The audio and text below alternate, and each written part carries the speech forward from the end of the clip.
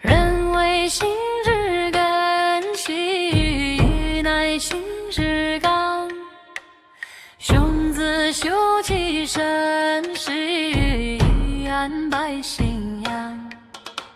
小体力其精细，中枢扩其量。其所不欲真实，无实有他人。水而思之兮，不以明乎？思而学之兮，免有大义。有朋之远兮，冷漠大言。人不知而无怨兮，君子之福。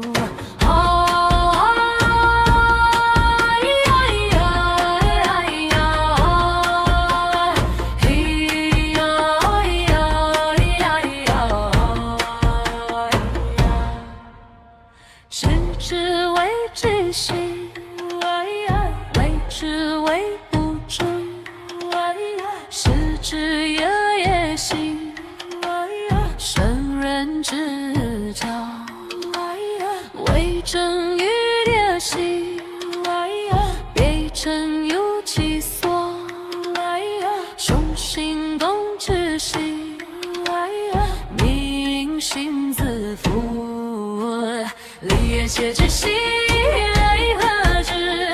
中庸之道兮，天下之至德。今人之明兮，不诚恳之人。小人反是兮，君子所为。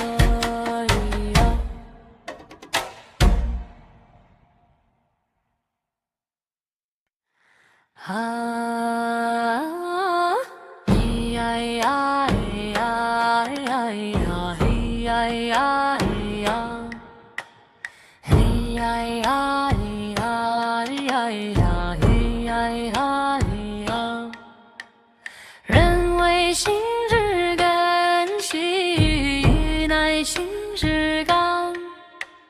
兄子修其身是安百信仰。小体力其精细，中枢扩其量。其所不欲真实，无实有他人。水而思之兮，不以明乎？思而学之兮，免有大义。有朋之远兮，冷漠大言。人不知而无怨兮，君子之福。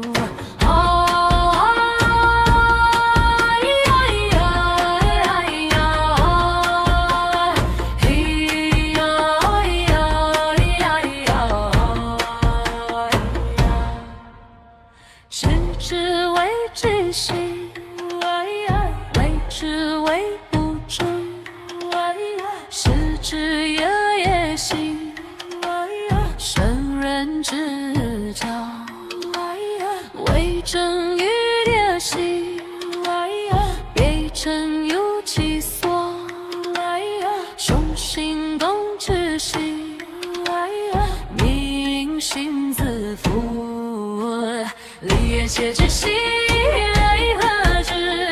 中庸之道，西天下之至德，今人之迷信，不常看之人，小人凡事喜，君子所为。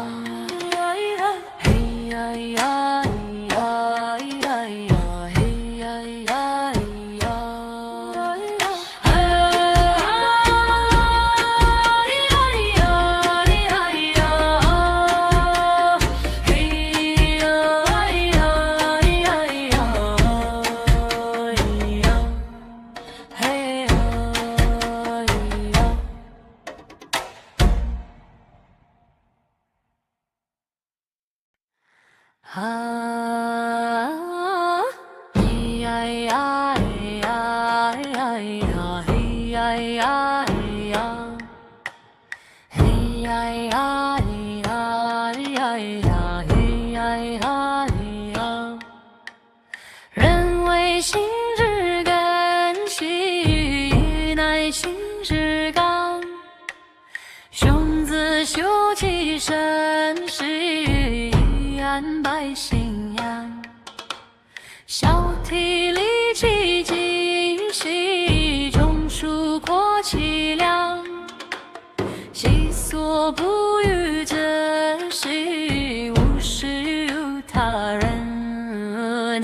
学而思之兮，不亦明乎？思而学之兮，免有殆矣。有朋之远兮，冷漠大洋。人不知而无怨兮，君子之福。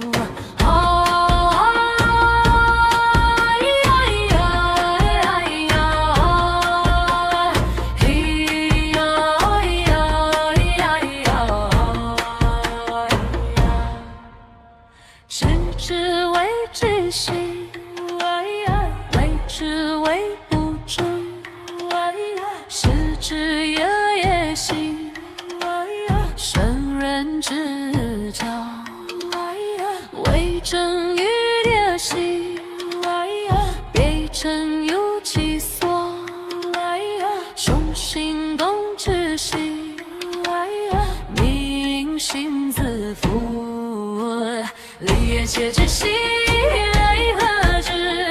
中庸之道，西天下之至德，今人之迷信，不常看之人，小人凡事喜，君子所为。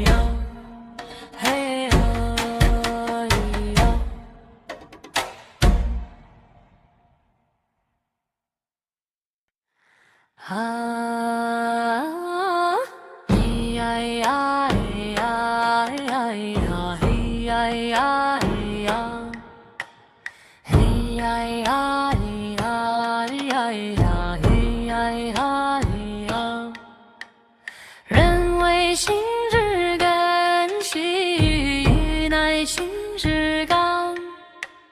雄子修其身，是安百姓养。小体力其精细，中枢扩其量。其所不欲者，是虽而思之兮，不亦明乎？昔而学之兮，免有殆矣。有朋之远兮，冷漠大言，人不知而无怨兮，众僧之福。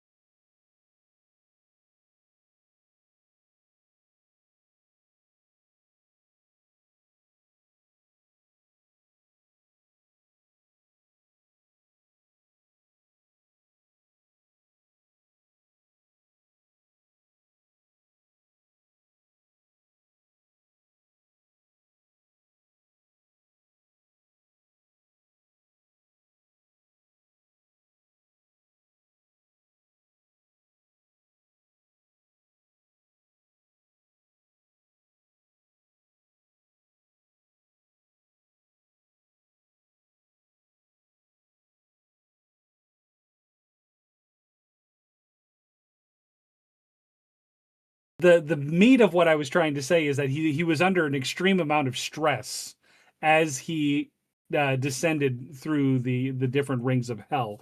Now he's in a place of like of traveling between worlds, and he doesn't have to worry about that stress that he had before, and the ability to what is it, recall what had happened may Yes, have and played I will have to a reread weight this on it. again real quick because I just realized I was muted that whole time. So yeah, they heard you, didn't hear me at all. So yeah, I'll have to Oh no. repeat what I read Okay. because I have not streamed in 3 weeks and I forgot to unmute that fucking portion. Ugh. All right. I will be Yep. right back then. Yeah, Go ahead and read it again. and then I'll have Ancom pick up after there because it was a quick read. Now I'm Yeah, rereading well, I this do. quickly because the commentary was less important because this is just a poetic thing. This is less social commentary. I'm just going to reread quickly for the audience because of my technical error because I did it on mute. But Canto 1. To run o'er better waters, hoist its sail, the little vessel of my genius now, that leaves behind itself a sea so cruel. And of that second kingdom will I sing, wherein the human spirit doth purge itself, and to ascend heaven becometh worthy. Let dead poesy here rise again, O holy muses, since that I am yours, and here Calliope somewhat ascend. My song accompanying with that sound of which the miserable magpies felt, the blow so great that they despaired of pardon. Sweet color of orient sapphire that was upgathered in the cloudless aspect of pure air, as far as the first circle. Unto mine eyes did recommence delight, soon as I issued forth from the dead air which had with sadness filled mine eyes and breast. The beauteous planet that to love incites was making all the Orient to laugh, veiling the fishes that were in her court. And the quick TLDR of the commentary, he is very relieved to be out of hell because he was fearing potentially having to stay there when he does die, and Despy thinking that he may have been fearing dying and staying there permanently without ever passing through. So I don't know which one is correct. It could be either because Dante is complicated like that. So, and if we go into too much more, we will end up doing another half hour on just these initial 5 tercets or 6 tercets. Yeah, I'm confused by a number of the bits of imagery he invokes here. Like, who is Posey? I know who Calliope is, but I don't get how she fits here. And sweet color of the Oriental sapphire. What the fuck is Orient? Or like, what is the East supposed to be? All sapphires, referencing? all sapphires come from the Orient in this time period. It's colloquialization to initiate where it is from because all sapphires are from the Orient. It's just alliteration in that sense. I think what Longfellow has as Posey here is personified poetry. It's poesia in Italian, and it's like I think it's like goddess of poetry basically. But it's other translations just say, "May this poem rise again from hell's dead realm." Like basically, let me start writing poetry again now that we're out of there. Yeah. Well, okay, but it's also I wasn't looking at Sayers when we were going through that. Well, but it's also Posey is a Englishification of the name of some of the Greek muses as well.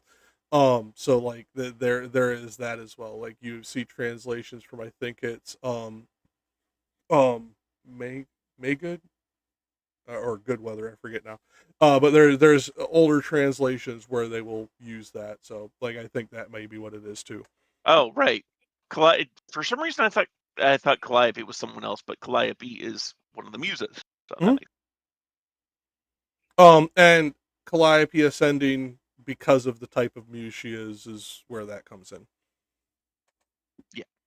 And as the commentary at the bottom of the screen is pointing out, the planet in question is not Earth. He's seen Venus rise in the sky. That is the other point that is being made here. And I just want to say, Venus is a little dot of light in the sky. Even if he understood it was a planet, like, To me, this seems like a stretch because it doesn't track, in my opinion, to this. This seems like a harmonization of later interpreters trying to fit what planet he's talking about. Since he's standing on Earth, how could he be looking at it? But and since he says to incite to love, they immediately attribute to Venus. I honestly don't think that's what it is. I think he is trying to say, I'm back on Earth, thank God. Is heliocentrism present during his time period? Kinda. Yes It and wouldn't no. really Okay. matter. It wouldn't really For matter poetic because necessity, it wouldn't matter at all. yeah, they still you know, they're probably still working on the Greek, like the ancient Greek understanding of planets, which were wanderers in the sky. So if he was talking about Venus, that would still work because Venus was a planet by the Greek definition Mhm. of being a wanderer. Yeah, I just don't. But the But beauteous part is the part that just gets me there. I think he's just saying Earth. I think later interpreters did not want him to be so worshipful of the Earth because of the way Catholic beliefs are viewed after the 15th and 16th centuries. And I think that's what's happened here. Because if you look at the way this is worded, he is just absolutely ecstatic to be out of the oppressive fucking atmosphere of hell. Could he be looking at the stars and planets and being like, oh, beauteous star? Yeah, but he says planet. And while he may understand it as a planet, this is supposed to be an exhalation of a person who just went through hell, literally. A person who just went through hell does not think to use the exact appropriate term for what the thing is. He's going to use what the generic term is. And therefore, I think when he says planet, he means Earth. I think that, like, I think the reason it's leaning this way is because it says this, you know, so well, this is the Longfellow, yeah, the beauteous planet that love incites was making all the Orient to laugh, veiling the fishes that were in her escort, and he's referring, the Italian says Pisces, so it's referring to the Pisces, and so like Venus entering into Pisces is something that he was familiar with astrologically, and we see a lot more of the astrological signs in Paradise when we get there. So I'm perfectly comfortable saying like this does track, like when we get, especially when we talk about the heaven of Venus when he's passing through the heavens in Paradise, like that is the planet or the heavenly sphere at least that he associates with the love that he's describing. So I know, tracks for me. Like so. Looking at the Italian velando I pesci che erano in su scorta, pesci here is capitalized. So it's being used as a proper noun, which I think that actually does suggest, and like I said, I could see it, and also, but by the way, he's the translation, like the Italian lo bel pianetto che da mar conforta. He's talking about Venus. Like you read that Italian, he's talking about Venus, and then he's talking about Venus going into Pisces. Like that makes sense, I think. I mean, with Eucharist's explanation, I could understand it that way. With the more plain reading of the roots of those words, I have a little less of a, because Dante never means just one thing. He never means just one thing, and that's why I have trouble with that, because he is so intentionally duplicitous and sometimes triipitous in his intentional meaning in the way he phrases things. Yeah, well, it's also interesting because I'm rereading this, and he's talking about, so the beauteous planet that to love incites was making all the Orient to laugh. So he's talking about it being in the east, which, you know, the morning star, which was another name for Venus at the time, rose in the east just before the sun. And like I said, I could see it being that, but I cannot see it being just that because of the way that Dante writes, is what I was getting at. Because because as Eucharist explained it, I'm like, okay, that makes sense, especially with the way that he understood cosmology. But at the same time, he never means just one thing. And Despy, you look thoughtful. I don't know who exactly I agree with. And suddenly, you looked like you were getting ready to smack one of us down, so I wanted to let you in if you and suddenly on suddenly I understand the phrase two tersets earlier, the tender tint of Orient sapphire. He's talking about the blue sky coming up to the sky at sunrise. Well, that and as I said, all sapphires are associated with the East because of where they were mined. But yes, in this time period. So again, dual meaning. Always, yeah. But again, this is one of those things. Dante never means just the same thing, and we always have to remember we know more about the Greek classics than he did. He had only about 60% of the literature that we have access to from the ancient Greeks. It was lost to him. We didn't get it back till the 1500s, late 1500s at that. Not even early 1500s, so long after fucking Dante's death in fucking 1301. I forget now. I might be transposing the numbers. But that being said, 1301. Yeah. I knew it was one of the two. That being said, as we get back into the reading here, I will say, most of this is poetic. Like I said, emotional exaltation for the first half of this particular canto. It's why I think our commentary can go fairly quickly for most of it. Who wants to pick up next? I think you said I would be going, so I'll go. I don't think I said anybody, but if I did, okay. Sorry, flustered this morning. Yeah, you mentioned my name. It's fine. It's all good. All right. Fucking up on my first stream back with our guest star got me flustered this morning. To the right hand I turned and fixed my mind upon the other pole and saw 4 stars ne'er seen before save by the primal people.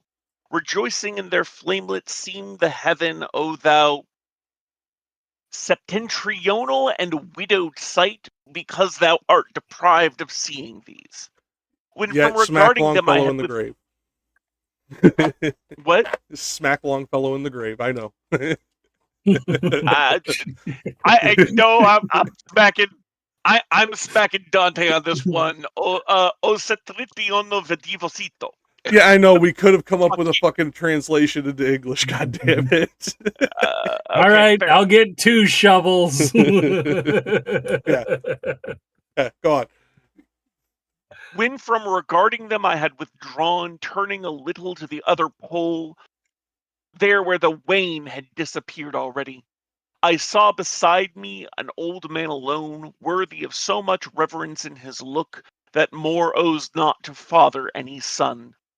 A long beard and with white hair intermingled he wore in semblance like unto the tresses, of which a double list fell on his breast. The rays of the 4 consecrated stars did so adorn his countenance with light that I saw him as were the sun before him. Who are you, ye who counter the blind river have fled away from the eternal prison? Moving those venerable plumes, he said, who guided you, or who has been your lamp in issuing forth out of the night profound that ever black makes the infernal valley? Finish the last sorry, we didn't talk about where I'm stopping. Yeah, no, just finish at the next tercet because that's the end of that. Okay. Otherwise, you're finishing mid-line. Oh, right. Okay. The laws of the abyss, are they thus broken, or is there changed in heaven some counsel new that being damned ye come unto my crags? Okay, so I may have to run relatively soon. So if I can just say like 2 things on this section that I think are interesting. So he turns and fix my mind upon the other pole and saw 4 stars ne'er seen before save by the primal people. And the commentaries I'm looking at all agree he's talking about the Southern Cross, which wouldn't have been visible from the Northern Hemisphere. I think the note here from Dr. Barlow there is correct, because other earlier commentators say what he's really getting at is when we get to the end of Purgatory, he's going to get to the earthly paradise at the top of Mount Purgatory, which is in the Southern Hemisphere, right? So he starts he starts on the other side of the earth. He's passed through the earth. He's on the top of Mount Purgatory in the Southern Hemisphere. If the physical location of paradise was in the Southern Hemisphere, then what he is really saying is the only people who have ever seen this before are Adam and Eve, the only people who have ever ascended to the earthly paradise before the fall. But the other fun thing from the Sayer's notes is he may be forgetting or just, playing with us. But he mentions this exact thing earlier in Inferno when Odysseus and his companions sail. They sail to the south, and he says he spies in the distance a great mountain that we infer is Mount Purgatory, and he sees these other mysterious stars that have never been seen before. So yes, and no. I just think that's cool. No. There's that, but here is the point that I think people fail to take into account with that. As he is doing this, he considers Odysseus and all of these non-Catholic people other primal peoples. So it is a double meaning of that word with Dante, in my opinion. Yes, correct. So these 4 stars, the note is correct. I think this cross is associated with the 4 cardinal virtues, and when we see, spoiler, it's Cato the Younger here that he sees, we see the stars like shining in his hair, and so where Virgil was our symbol of earthly virtue in the Inferno, now we're getting Cato as the guardian who brings him to the foot of Mount Purgatory, and that's why you ask this, like, what the heck is going on here? Aren't you damned? Like, what this all seems messed up, but the light of the best humanity can offer is shining through him, and if Odysseus gazed on it too, Odysseus seems like another example of like, oh, this is one of these like great people that these virtues are seen in. Yeah. Well, and this is something that Rich and I were very want to do when we were talking about it in those particular cantos. Think about who else he put in the fucking Citadel of Light or City of Light. People like Muhammad was in the City of Light. He was not damned in the lowest reaches of hell. He was in a place of enlightenment with other enlightened souls that just happened to not be blessed. Like, Dante did not view these things as, how to put it, anathema in the same way that modern religious people view other religious, like, entailings. They were just wrong. They weren't evil. They weren't coming to kill you. They weren't coming to take your people. They weren't coming to steal your religion. They weren't in league with Satan. Yeah, they were just wrong. Well, and we also see this too with the fact that, and I think I hear my children terrorizing my wife, so I think I may have to bail, which is really unfortunate because this section is so cool. But think about what Cato is going to tell us in the next lines that you guys will read as soon as I hop off, and I'll be very sad about. Is that he, basically the chains of divine justice are not broken here, but he has, a woman has looked on him from paradise and called him up to serve this function kind of for all eternity. So he's not, like, metaphysically in a way, he's still a pagan, he's still quote unquote in hell, but he lives here forever in all eternity as this guardian at Purgatory. And what's weird about that is, if you know the story of Cato the Younger, he dies a suicide. And so he's not punished like the Christians that we see punished in the Forest of the Suicides in hell. And so because Cato's own moral teaching doesn't see suicide as this same shameful or cowardly or sinful thing, but for Christians it was, he's not relegated to the Forest of the Suicide. It's implied that he would be in limbo if he wasn't here in Purgatory. So yes, I think you're right. Like Dante he's evaluating them on their own moral propositions, not just their own moral propositions. It is also Catholic proposition before Dante's time. It changed by his time, but to do this, the original church fathers judged the other religions by their moral standings, unless they were in a Christian country. It was just how we taught. That is how the Catholic fathers, we did not do this. We are going to express our will everywhere, even in countries we don't have, unanimous theocratic control. They didn't do that. Yeah. And really didn't change until Urban II, if I remember correctly. Heavily with Urban II. It started to change before then, but Urban II is the one who basically made it Catholic practice from then on. And the note there on 8 as well, has a really fun note that, like, if you go read the part of the Aeneid where Aeneas descends into hell, and he is given this shield with prophecy on it of basically the whole future of Rome. It includes Cato administering the good parts of the underworld. And so it's that seems to be an inspiration for Dante here that I think is really cool. Okay, yes, I am really sorry. I wanted to stay longer, but I understand. My children are I understand. I have Despy here. The reason we start when we do is he has to get his kids to bed, and he lives in Japan. So I'm totally on board. You have 3 parents in here. It's just that we get it. Well, I cannot, I would love to commit to this. I can't always be here, but the days I can, I will do my best. Well, I am glad that you were able to make it, especially for this one being the first canto of the next one, just like you were here for the first canto of the last one. Now, I do hope you make it back before we get to canto 67. And you don't have to come back just for Canto 1 of Paradiso. But I'll try my best. But it's every Saturday we run it. Well, every other Saturday we run this now. We're going to be switching between this and Analects now that we got Purgatorio going again. But you can join us any Saturday morning you want, my friend, or Saturday morning you can, I should say, because I'm sure you'd want to far more often than you're able to. Oh my goodness, yes, yeah. Because you like this nerd shit, so yeah. Oh, I do. This is so much fun. This is our friend Eucharist, and we call him Eucharist because that's what we met him as, but you can go follow him at Dr. Phil D. Bunn. His channel is Phil D. Bunn on YouTube, and he is going over the Federalist Papers on his channel when he streams at night, so go check him out over there if you're interested in American. Which, to be fair, far lower quality than Dante, okay? No, here's the thing. I would argue they are almost of equal quality with very, very different intents. Oh man, well, we might even fight about that as much as I love them, but the reason I say that is because they were social commentary of political life. He was social commentary of political and religious life. He was a more encompassing social commentary, whereas the Federalist Papers are as well written and only focus on the political life. So I think that's the dramatic difference. I would say, compared to Dante, Hamilton had quantity over quality.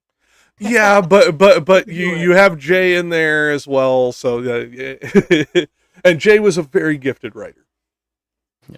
Even though Eucharist here disagrees with him heavily, Jay wrote like 5 of them. What? Yeah, he was a gifted writer, though. Goddamn. Okay, with that, I'll leave you to argue. I love you guys. Have a good day. Yeah, take care.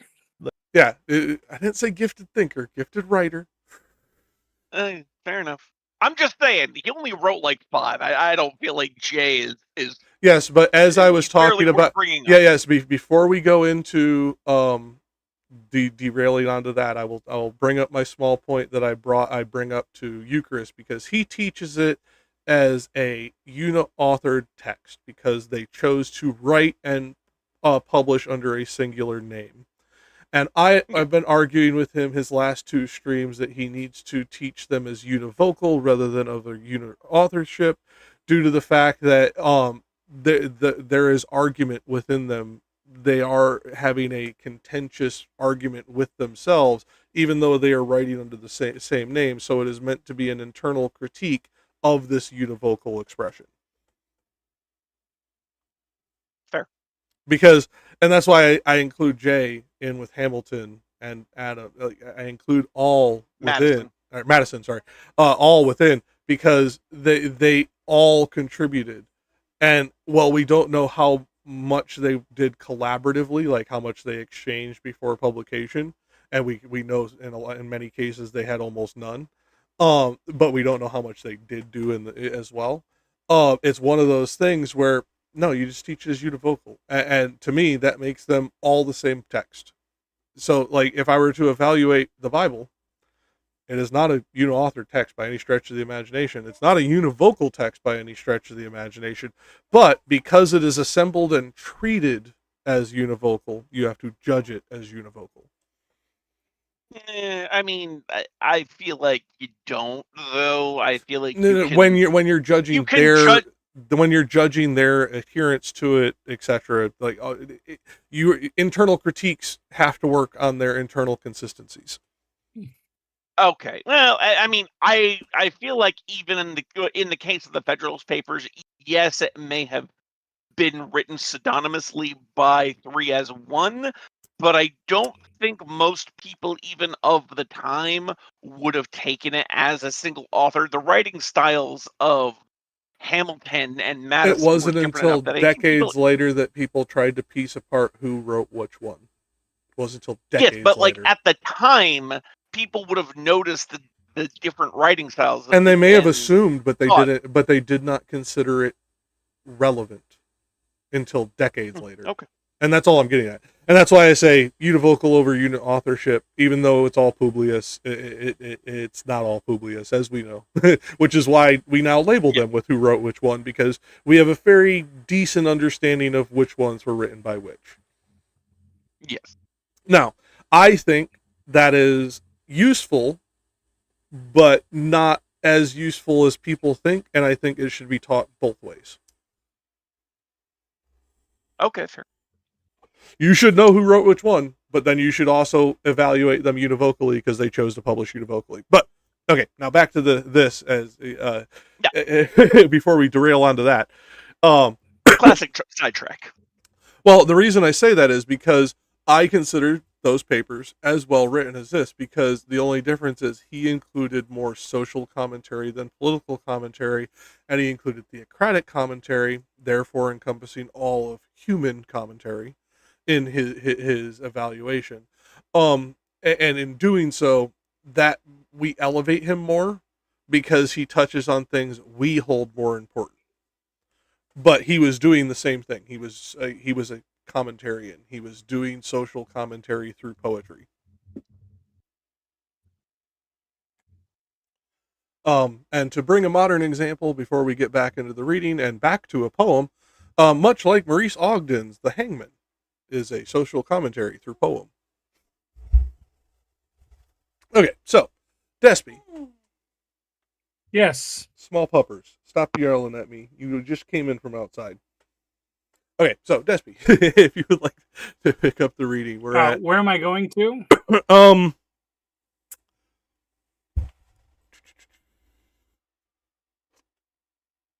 Looks like down to lead him to behold thee and hear thee. So, most of what's on the page. Okay. Yep. Okay. Sounds good. Then did my leader lay his grasp upon me, and with his words and with his hands and signs, so reverent he made in me my knee and brow. Then answered him, I came not of myself. A lady from heaven descended, at whose prayers I aided this one with my company. But since it is thy will more be unfolded of our condition, how truly it is, mine cannot be that this should be denied thee. This one has never his last evening seen, but by his folly was so near it, that very little time was there to turn. As I have said, I unto him was sent to rescue him, and other way was none than this to which I have myself betaken. I've shown him all the people of perdition, and now those spirits I intend to show, who's purged themselves beneath thy guardianship. How I have brought him would be long to tell thee. Virtue descendeth from on high that aids me, to lead him to behold thee, and to hear thee. Yeah. Okay, so, now, the reason I had you stop there beyond it being this much into the page, as you can see, this is the equivalent of baton exchange. This is that verbal exchange of, I cast you out of my care and into these care. How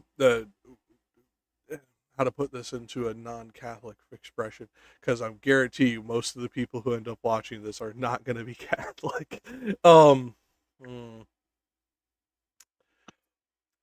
See, the best I can do is pass you to the baton in the cultural sense, because we don't really have a universal trope outside of that kind of Olympic kind of language. I'm sorry, I just don't have it, because the reality is what he is doing here is he is passing stewardship, guardianship of this soul that they are leading through these otherworldly places. And in these ancient times, guardianship was viewed in a very different way than we view it today. It was divine decree. Like, it was divinely decreed you would have this kid, or this foundling would become your orphan son, blah, blah, blah, like all that. Like, that is how a lot of ancient people viewed things for many centuries. And also how the Mandalorians apparently do. Sorry. Well, yeah. The other thing to keep in mind is that, like, the concept of godparents, this is where the concept of godparent comes from within, like, Catholic tradition, where if your parents are to die, this person is responsible not only for your religious upbringing, but also your physical upbringing at the same time.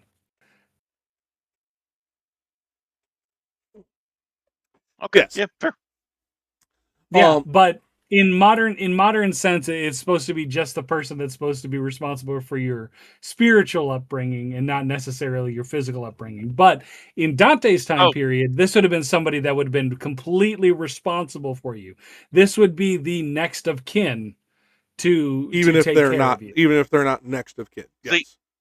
That's what I always assumed godparents were in the modern sense. Like, if the parents die, your godparents are who are supposed to take you in. That is, So, but no. That is how it is. That is how it was up until, I'd say, the early fucking 21st century. That has been changing the last 25, 30 years. Well, I wouldn't was say not aware 30 of that years. change, because that's how I've always understood. Well, no, because you're thinking of a more universalist godparent term, where you have even atheists using the term godparent and assigning these type of roles. And that I would agree with you on. Catholic godparenting, no, you don't adopt a kid anymore, and in the same way, it's not done in the same way, at least not culturally. It hasn't been in 50 years. I would say that Vatican II was also the changing point on this. Pre-Vatican II, you would have been like 100% responsible for the kid. Post-Vatican II, you are not 100% responsible for the kid.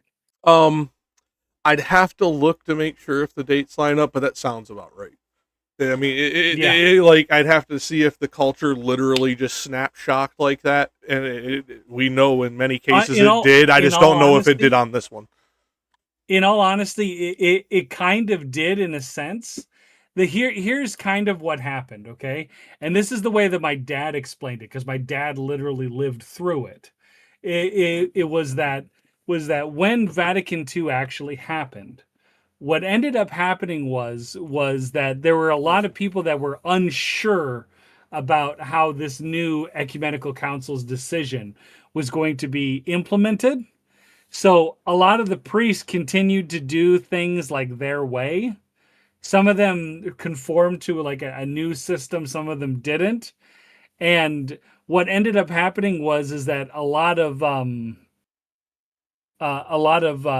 of people just began to view the concept of godparents as being more spiritual and less about like the overall well-being.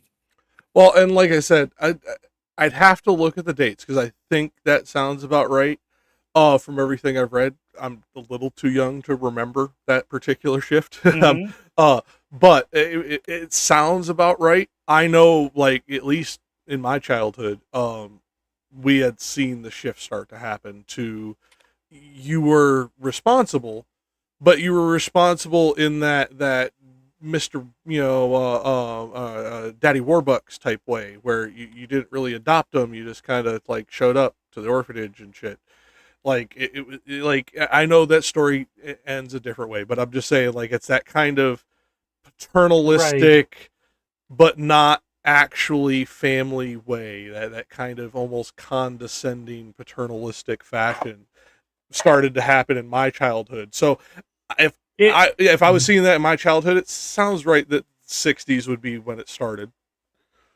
Right. The thing to remember is that like in hardship, especially like with like the Great Depression, people would have skirted the what is it, as all the cultures do in godparent. those times. Yeah.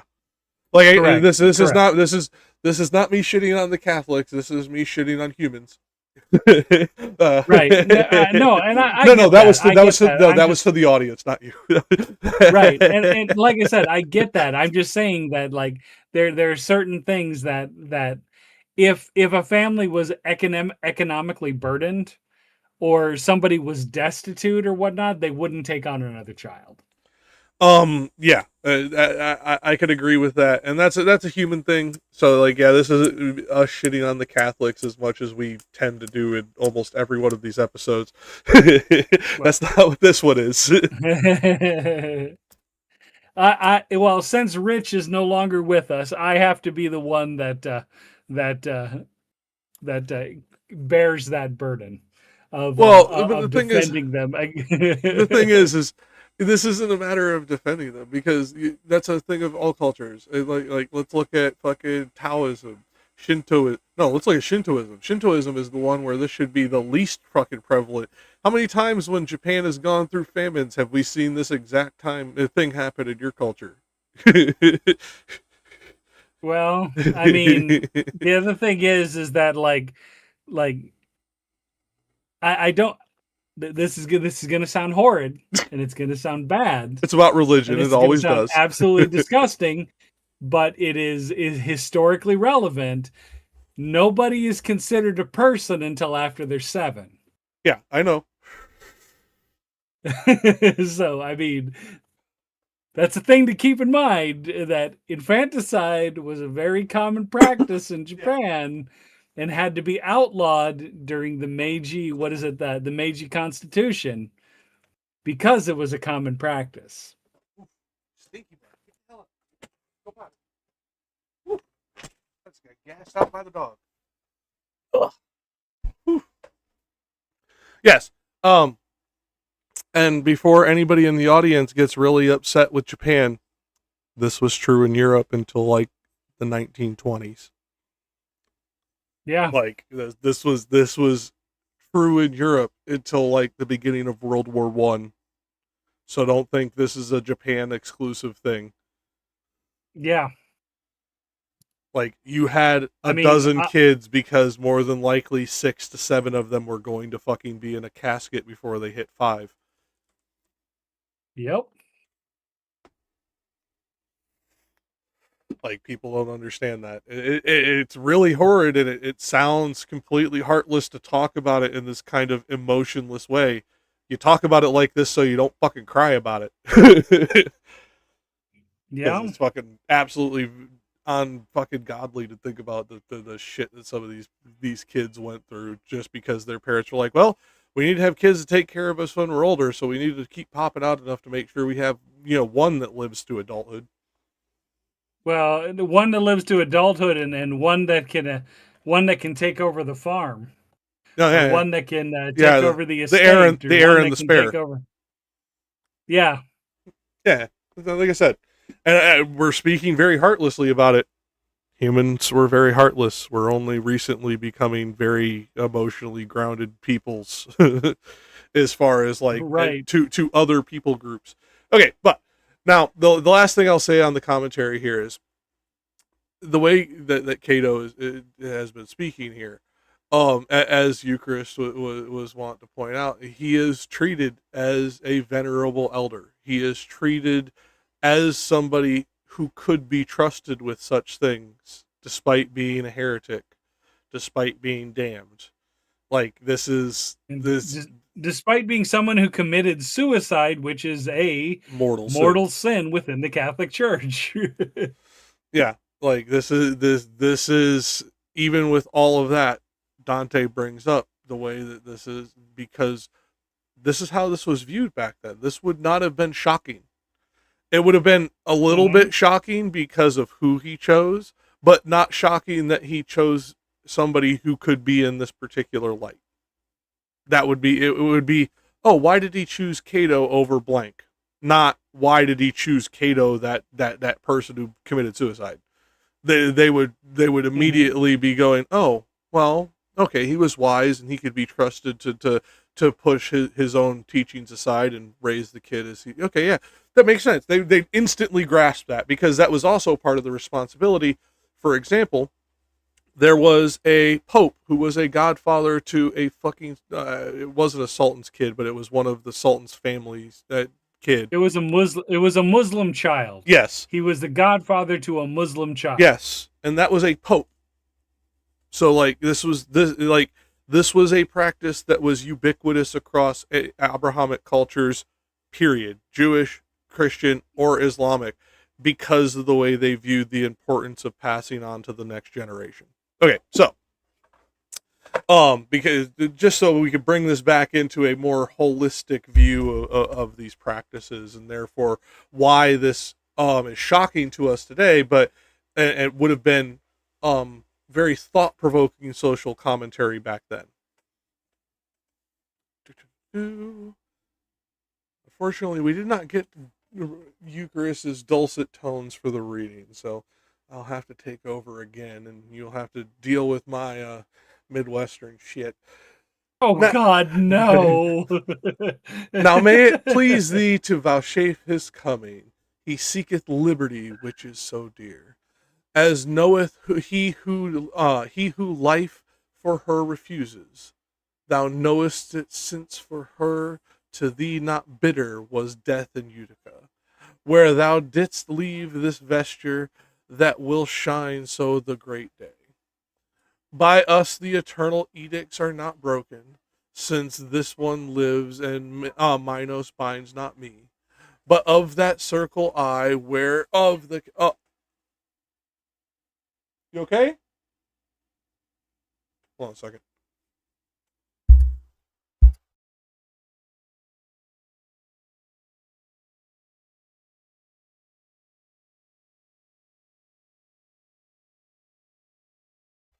Sorry, I heard my wife and I didn't make sure it wasn't something she needed me for.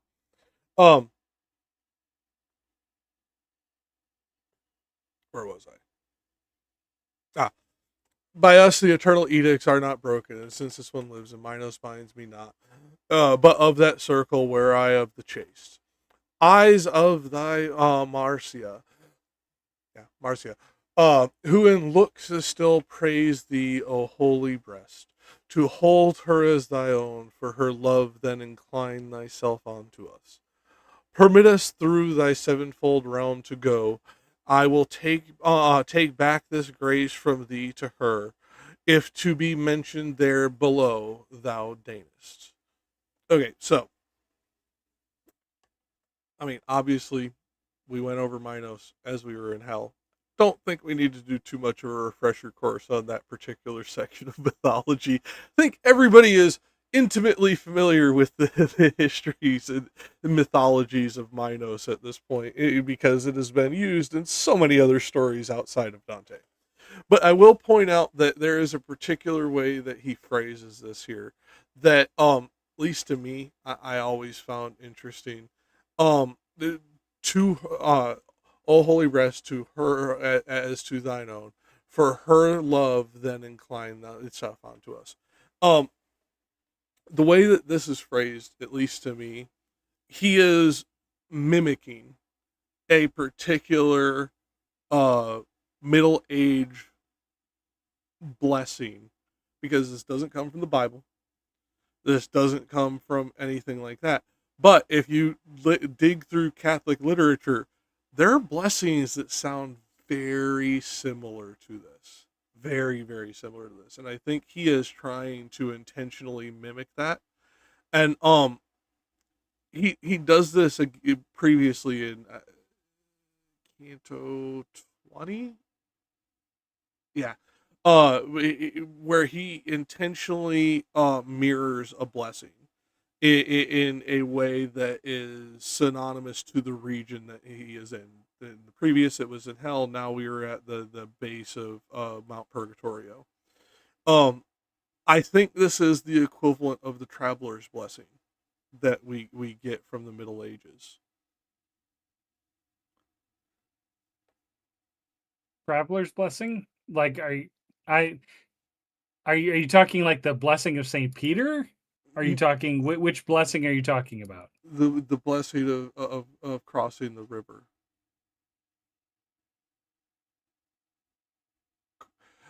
Elaborate, please. So there is an ancient blessing in medieval times of crossing the river Tiber. It's cultural and religious in nature. It's about crossing into the Holy Land. It is about crossing.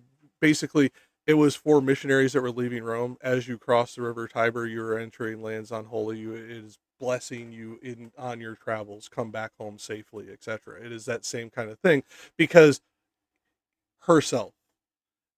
What did they call Rome? The bosom of Mother Rome. Like they did the thing where they feminized Rome in the way that they spoke about it. I think he's doing that again here. I could be wrong, but it's the way it comes across to me. I don't know, like, because like when I think of the Traveler's Prayer, I think of like a prayer to Saint Peter, because Saint Peter is the patron saint of travelers. And I thought, good. Yeah, and I meant like he's technically like the patron saint of like 3 different things, like patron saint of fathers, almost all patron of them saint are. of travelers. Yeah. Like, name a patron saint. They're a patron saint of a bunch of shit. Yeah, I'm with you. Right. I mean, but my main thing is that like when you're talking about like a traveler's blessing or a traveler's prayer, I'm immediately drawn to Saint Peter. And I don't necessarily think that you're wrong. I'd have to look up the full prayer because that's not Saint Peter, Saint Joseph. Saint Joseph. Why didn't I catch that? God damn, my brain this morning. Sorry. No.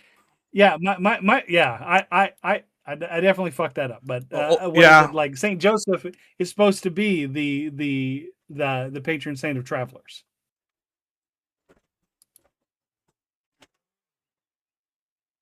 Come on, Barbie. She wants to stay out. Okay, so no, and you're right. I should have fucking caught that. God damn, my brain this morning. Yeah, I don't know. My brain is fried for some reason. Maybe I've just been out of this for so long that I mean, I haven't been a Catholic forgotten. in fucking many decades, so like I still should have caught that one though, because my fucking dad had that medal hanging from his fucking Astrovan for fucking years. Yeah, and like I'm kicking myself that I said Saint Peter instead of Saint Joseph myself, because like I should have known better. Yeah, and you know, I cannot say my patron saint because my patron saint is also my actual first name. But so you have to say say your name twice. Yes. Yes. That's amazing. Yes. Oh god. Now, that being said, it is one of those things. I have not really thought about the patron saints in any kind of real depth in 20 years. So yeah, I still should have caught that one though, because my dad had that medal hanging from his fucking rearview mirror for years and years and years. My parents have it hanging from their rearview mirror currently. Yeah, so I'm glad it's not just my family. Did that fucking weird superstition. Because I'm like, I get it wearing it on you, but why did you put it on the car? Like, like it should be on you. It's not doing anything to the car. Sorry. Now, well, I mean, in all honesty, like the whole purpose behind it, the thought process behind it, is that it's protecting every person in the car instead of just yourself. Yeah, I'm just gonna say they definitely diluted the or should I say supercharged the power of relics then, because that's not how I understand Catholic relics to work. Hey, well, and to be fair, it is technically not a relic because it does not contain the bone or some some mystical object related. It's not a sainted relic, but it can still be a relic, because even, for example, a sepulcher, or not a sepulcher, a scepter of a particular bishop can be considered a relic, but does not contain bones. It has just been blessed in a particular But way. here's the thing. It does have to contain a particular item that makes it a relic. That's the only way it can be a relic. At least from Is what I that remember, it that all cannot- that it took was cannot- it being made out of silver, and that could be me being mistaken. But No. There has to be an extra thing added to it at the same time in order for it to be considered a relic. okay, I'd have to look into that, because the way I remembered it is that it was the material it was made out of, and then the blessing. So the silver plus the blessing was enough, from what I remembered. So, like- but it's been years, so So- I could be misremembering. Yeah. So like a relic, like if you were to have something that would be considered a relic within the Catholic Church, it would have to be something that had like the bone of a saint that would be attached to it of some kind, and it could be even a sliver. It wouldn't even have to be like a full bone or a large piece or anything like that for it to be considered a relic. The thing is that there has to be something that's blessed that is also, what is it, like, considered canonically relevant to the person that who was canonized, attached to the item in order for it to be considered. See, I think relic. this is where the confusion comes in, because there are relics that are connected to saints, and then there's relics that are not connected to saints at all. And that's where I think either one of us is confused, or we are both right, and Catholics are just fucking duplicitous pricks and have done both in the past. All I'm going to say is that the likelihood of a Catholic lay person holding a relic is next to impossible. Now that I agree with. Unless they paid for it with their own money. Now that part I agree with you Like on a on. black market. Yeah, this is I'm pretty sure what we're going to find out, and I'm not going to dig into it right now because this has already been a long enough derail. I'm pretty sure when we dig into it, we're going to find that the Catholics have done it both ways, and that's why both of us are pretty sure we remember it being this or that, is because it's probably been both, and I'm just remembering one portion of our history, and you're remembering another portion because you're part of we're part of SXPX. Yeah. And Irish, yeah, as I said, we like, focused on different things. Like, you guys talked about this stuff in ways that we didn't, and for us, I'm sure we talked about things in ways you guys would have fucking looked at us like we were heretics. Mainly because we spoke in fucking English. Well, I mean, well, I'm gonna say that one thing that's funny about Catholics is that the further Catholics get away from each other, the more they are convinced that the other Catholic's a heretic.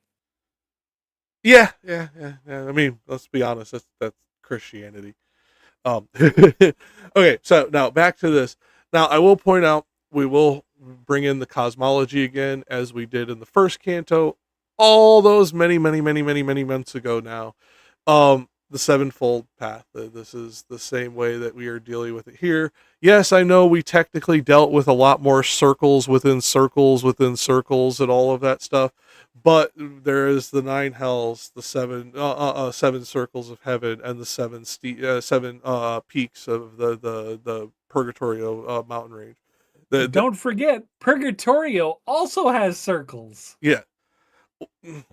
It shouldn't technically, based on original, but yes, it does, unfortunately.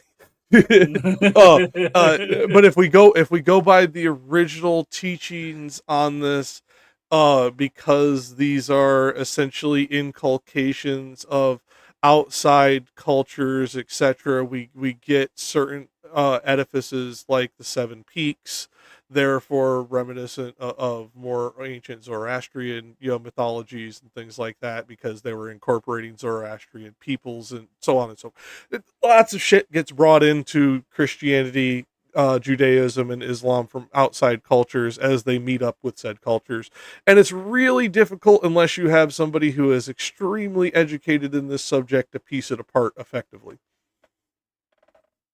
But I will. Unfortunately, the person that we know has children and had to leave. Well, he knows it fairly well, yes. But no, the person I would have loved to have had here for this, and I did reach out to him, unfortunately he could not make it, would have been Beckett, because Beckett actually has a master's degree in theology specifically.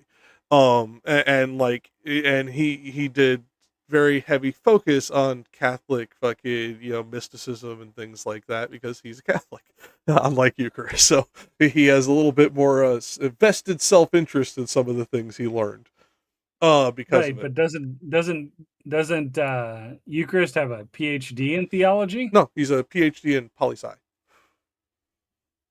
He corrected us for 2 years ago on the first, because I made that mistake too. He has a minor in theological studies, but he's political major. Okay. That was my mistake 2 years ago too, as well. But he is still just as educated in this shit as one who would be, so it doesn't really matter. Right. It's one of those things where because he is so interested in the topic, he is as well educated in it as somebody with that, which is why we ended up confusing his master's in poli-sci for theology, because he speaks so easily, confidently, and correctly on theology. It was easy confusion Right. for us to make. But he corrected us on 2 years ago, and I understand why I'm the only one that remembers it. I'm weird. It was a passing Mhm. aside 2 years Wow. ago in one stream. That's Right. also before I joined the stream, I think. Could have swore you were here for week one. No, I discovered you guys several weeks in. I think my first time was in the double digits. It was 2 years ago, so yeah, maybe. I could have swore you were early on, if not week one. But yeah, I'll have to go back and look. I know I definitely wasn't week one because I Well, didn't like I realize said, you if guys you're were not doing week, it, and yeah, if you're not week one, you're definitely early on. I don't think it was triple digits or double digits. it might have been. For some reason, my brain is saying 6, but I don't know for certain. Yeah, I'll have to look back through the thumbnails and shit because we pop up pretty quick. We're just dragging the cursor over. But that being said, the last thing I'll say before we get back to the reading, the way that this is written, it is also reminiscent of other 13th century poets. Unlike a lot of other places where Dante is highly innovative in the way that he writes, his wording here, he seems to be appealing to things that everyone will have heard, and phrasings and cultural keystones that even the everyman laborer on the street will have heard. Therefore, when they go out and see the entertainments, the jongleurs, etc., out in the streets performing, these are things that will be included in shows like that. So I think this is him trying to psychologically help us recover from what we went through in the previous cantos, in the way that he has phrased the canto up to this point. And now we are getting more into the meat of the cosmology and social commentary. Like, we've gotten past the poetry and beauty. He's helped us kind of I'm breathing, as you said, give me a towel to wipe the swamp ass off me. He's done that part, and we're about to get into the social commentary again. At least in my opinion, that's what he's doing here, because he has very much everymanned his language. He's made it much more pedantry in its approach. Mhm. It's less elevated. And I don't mean that as an insult, because it's still very beautifully written, but it's things that everybody will have heard. That style of speech, etc., and therefore approachable and familiar. Okay, Ancom.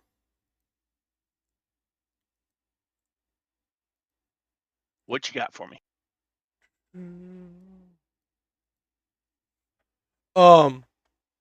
You're on Marcia.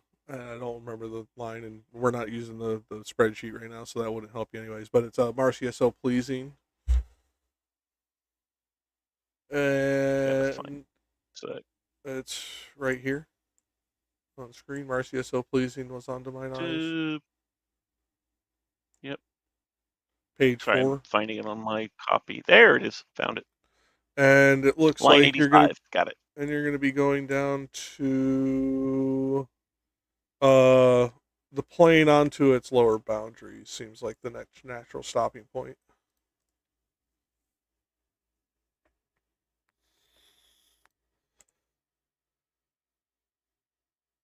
the last line. I'm looking at the first line of the next one. Sorry. The plane onto its lower boundaries. The beginning of the terse set, and he began. Yes. Yeah. So. There it is. Found it. Okay. So. Got it. Marcia so pleasing was unto mine eyes, that while I was on the other side, then said he, that every grace she wished of me I granted. Now that she dwells beyond the evil river, she can no longer move me by that law, which when I issued forth from there was made. But if a lady of heaven do move and rule thee, as thou dost say, no flattery is needful. Let it suffice thee that for her thou ask me. Go then, and see thou gird this one about with a smooth rush, and that thou wash his face, and that thou cleanse away all stain therefrom. For 'twere not fitting that the eye o'ercast by any mist should go before the first angel who is of those of paradise. This little island round about its base, below there yonder, where the billow beats it, doth rushes bear upon its washy ooze. Fun wording. No other plant that putteth forth the leaf, or that doth indurate, can there have life, because it yieldeth not unto the shocks. Thereafter be not this way your return. The sun which now rising will direct you to take the mount by easier ascent. With this he vanished, and I raised me up without a word, and wholly drew myself unto my guide, and turned my eyes to him. And he began, Son, follow thou my steps, let us turn back, for on this side declines the plain unto its lower boundary. Okay, so as we are getting into this again, we are seeing the cosmology be painted out. He is again giving us this picture of words that he gave us in Canto I, again, all those many moons ago that we started in the comedy and the Inferno, where he is very much giving us visual indicators, trying to give us a sense of grounding. And in the way he does it in this particular sense, he is, as the commentary points out here on page 4, a symbol of humanity for the way that he says this with the smooth rush and that thou wash his face. This is, again, a symbol of not just humility, but of humanity, because of the way that when you are washing your face, you are unguarded. You are... Why am I recording? Stupid OBS. Vulnerable. Yes. And therefore you would do this in places where you feel at ease, or when you are trying to get to feel at ease in a extremely uncomfortable situation.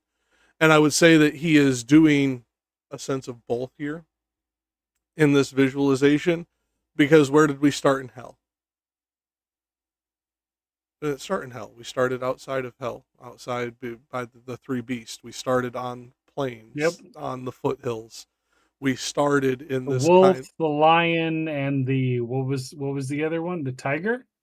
Oh, I don't remember right now off the top of my head. The wolf, the lion, and the leopard, I think. I don't remember. Leopard. I can't remember his leopard or tiger. I don't remember. I don't think it would have been tiger. Wrong century. It could have been, but I don't think so. I think it was leopard. But that being said, but he was giving us these visual cues as he was going into hell, and as we were going into hell, these visual cues were. This was before we got to Virgil. They were extremely unsettling. Well, now we are getting the inverse of that. We are getting these visual cues as a point of recentering and resettling ourselves after having gone through hell.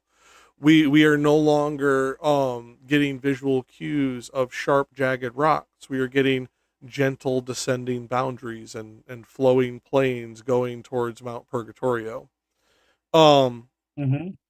This, at least in my opinion, and in the opinion of Ciardi, is a reminiscent to the street plays that they would do, because every act in a street play, what do they start out as? The characters saying nothing, the little puppets moving across the little thing, and scene. You get to see background, mountains, castle, whatever you're seeing is how they open.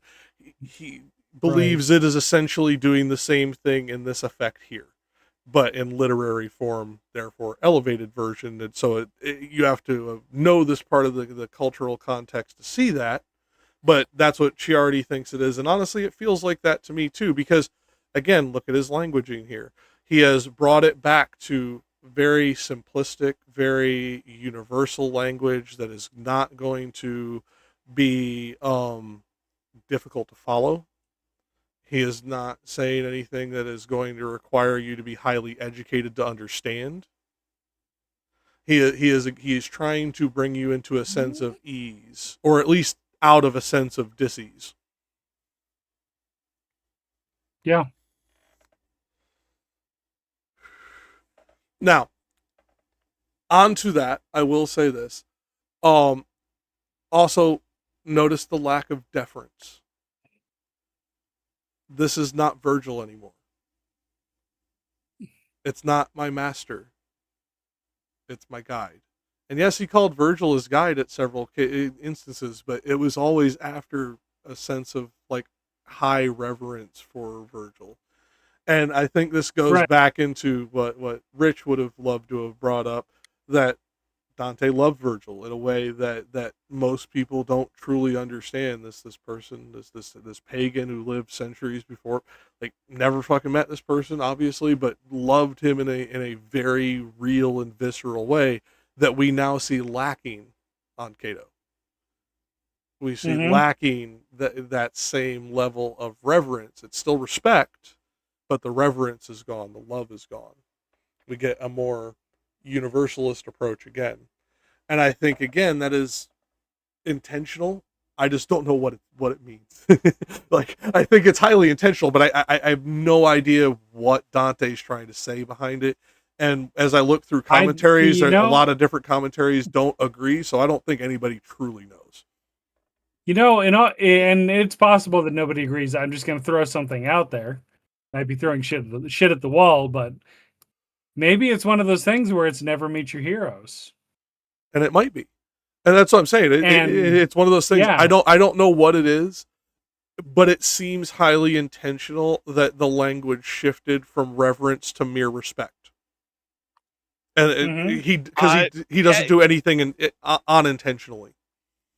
Yeah, my guess, purely a guess, is that because Virgil had never achieved prior access to purgatory, he was at the top level of hell, that now Dante, the character, has managed to achieve something the person he previously viewed it as master could not, which is to say he'd achieved the first level up to purgatory. So as such, he was no longer, it was a case of the student has exceeded the teacher. Damn, I wish we had Eucharist for Rich here for that one, because that could be, I don't know, because of the way he, what he speaks about Virgil again. I don't know if that's there. It could be, and I could just be missing it within the translations and language barriers and things like that. However, to me, it's he doesn't transfer that, for lack of a better term, near worship of Virgil onto anyone just because intercessory prayer sent them to him. Well, we see that Virgil accompanies him through the rest of Purgatorio, but that at some point Beatrice takes over the guiding role. Yeah, it's not long from now, but that's what I'm saying. When he talks about Virgil again after their separation, because he does get mentioned, I don't see a I have surpassed you, master. I just don't. I don't think I don't think he's necessarily like he's doing this implicitly because he does not wish to No, disrespect his I'm not saying master by no. claiming to have surpassed. No, I know, but but at the same I'm not time, seeing that. Is what I'm saying. That's all I'm saying. You Okay. could be right. I just don't see it, and maybe it's just like I said. Maybe it's a language barrier, and I'm missing something in the translations because I don't. I can speak ecclesiastical Latin to a point, but my Italian sucks. Maybe that's what's happening here. Is I'm just missing something, and that's why I'm not seeing it. Yeah. But to me, it just seems more like a we're both learning here. It's the love is gone because now he has gone through the trauma and the surrealness of hell and some of the shit that he saw there, and now he is kind of numb because at least that's how it comes off to me, and that's why Dante the author, as opposed to Dante the character or narrator, is trying to make us more, at least not at dis-ease. Like I said, I'm not sure if he's truly trying to put us at ease, but he is definitely trying to ease the dis-ease that he played into in the final circles.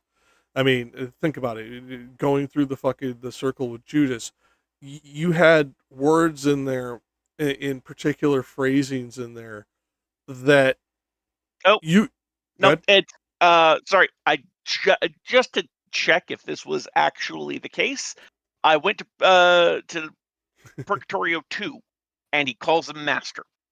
Yes, but I'm not saying he doesn't, but it's not always like he did before. See my point? See, master, he says it again. Always. He said no, that no, but it was when he said guide, it was always after a preamble of some loving nature, and those are trailing now. See what I'm saying? It's not they're completely absent. It's that it's not prevalent in every single instance like it was previously. Okay, I thought you were saying something different than you. Maybe that's my fault for clumsy wording. Because the way it has changed is as he has entered this new environment, he has stopped trying to make this about reverence and more about experience, to put it into more mechanical language. Yeah. Like, that's the most simplistic way I can do it to make sure that we're communicating about the same thing again. Because I think I see what you're saying. It's just that's I don't know. Reverence is something that's hard for me to observe, and so here's a question: have you ever felt reverence? Don't care about what, just should be about fucking. I mean, in your opinion, because it's a personal experience. yeah. If I have, I can't think of it. I've felt deep respect, even even for like respect for someone's knowledge and that they are sharing with me, but reverence, I'm not sure I have ever felt that. Yeah, I think maybe that's why. To revere something is a very strong emotion that I can't say that I can't say I remember having. I can't say I've revered too many things, but I have, and it's lacking here. Like, I don't know how to explain it other than there is a certain absence of deeper emotional or emotive appeal in this that I'm gonna chalk this up to my particular strain of autism. No, it may just be one of those things of if you never experienced reverence before, you can't, it's like somebody who's never experienced pure terror before. They don't know what they're going to do in that situation. It's the same kind of thing. And I think that's what this is because I have felt that. I think that's what the lack of it, I don't know how to put my finger on it, but it's missing. I think that may be where this is coming from, because to me, this reads more like simple respect. Yes, it's my master still, but it's my guide, and it is no longer pure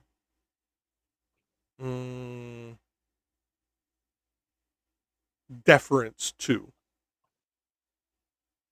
see what I'm saying? I guess it's now shared experience. Let's put it that way. before I'm gonna have to take your word for it because this is okay. Yeah, Let me bring up an example. He had to have Virgil explain to him a certain level of the surrealness as they were going through the eighth bullshit. Here he is experiencing it without explanation, almost as an equal, even though he still calls him master. You see what I'm saying now? Maybe that will help.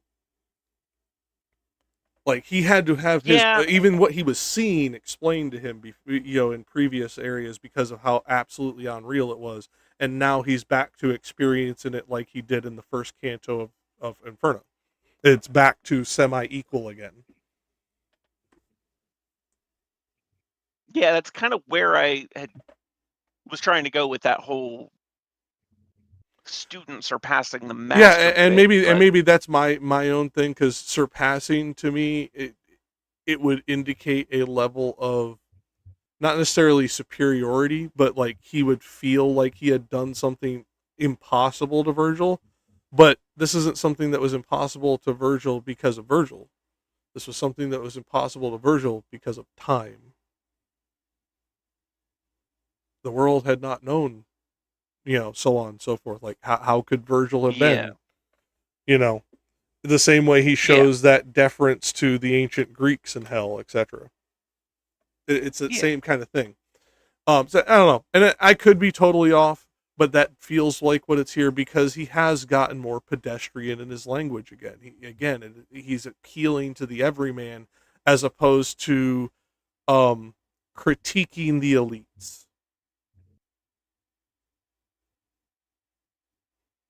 Yeah. Now, good. No, go ahead. No, you were about to say something. Delay caught us. I think I have a slightly better understanding of what you're saying. Yeah, and like I said, I could be totally wrong. And maybe Despy has some input that will put us on corrective path. But at least that's how this feels, because again, this is what he did in the beginning of the Inferno. He gave us, yes, very unreal situations, but he tried to use it in the most pedestrian language for a highly enlightened poet that he could.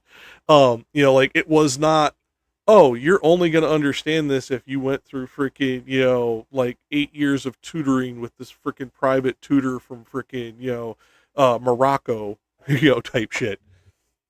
Right. Mm-hmm. And because as you'll see when we get into later cantos in Purgatorio, that comes back. that comes back many times in his commentaries of the social critiques.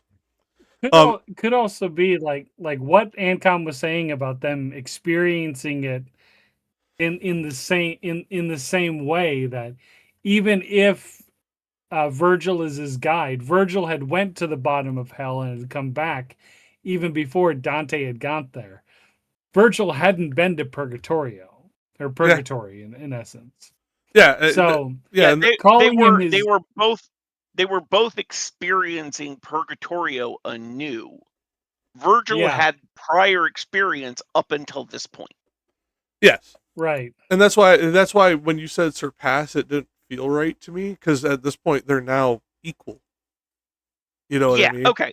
That's I guess kind of what because my earlier point was that up to this point, Virgil had not achieved access to Purgatory. But in a sense, now Dante has, and has happened to bring Virgil with him. Virgil had been dead for over 1,000 years. No, correction. He's still a guide. Virgil brought him through intercessory prayer through Beatrice and Mary, etc. Well, Beatrice, Lucia, and Mary. Yeah. Yeah. I skipped in the middle. I did the yada yada motion. I know. I shouldn't have, but it's important to know the order. It is. But that's right, that's a fair point. And that's what I'm saying. Is like at this point he is still a guide, but he is a guide of equals, because he is being guided himself by said prayer. Yeah. Okay, so he has matched his master Yeah, and that's rather what, than and surpassed. perhaps it's my antagonistic and obstinate He's not nature being that when you guided. said surpassed, I went, wait a minute. I wouldn't say that Yeah. he's being guided by prayer. He's being guided by intercession. Okay, Catholic. I'm But, just saying. Just say You are not But now- technically wrong, but I still want to smack you for being that pedantic. but there's now where their relationship prior was teacher and student, their relationship has now become that of peers. Or near peers, at least. Yes, I can get. Yeah, I don't know if I'd Yeah. say peer, just because he's still being guided, but near peer, yeah, the equals in a sense, because you can, for example, I would say all three of us are equals. I would say if I needed language like expertise, we are no longer equals. I now have to go to Despy. If I need extreme CAD and knowledge about printing and slicing and all that shit, again, we are now no longer equals, but we are still equals in the personages. Well, we are this just is no why longer equals in the context. Yeah, but that's why I would call us peers, because we are equals in general, and while each of us has different expertise, we all respect one another's knowledge and areas of expertise in a way that places none of us above the other. Whereas I would necessarily, I would say they're experiencing this as equals. Dante does not consider himself one, even though he's experienced. Let me rephrase that. Dante, the character, does not consider himself one. Dante, the narrator, does, and Dante, the author, does, but Dante, the character, does not. And that's why this shift in language matters, because he is like, oh wow, I'm here with him. He's still leading me, etc. But we're equals. I've come through it. It's again, I think we're belaboring the pumpkin to bring back an older phrase on this one. But I think that is what is coming through here is that type of transitory nature within their relationship, because of not only the transitory boundary they just crossed, but because the nature of the environment that they are in is changing as well, which we are about to get into. Despy. yeah.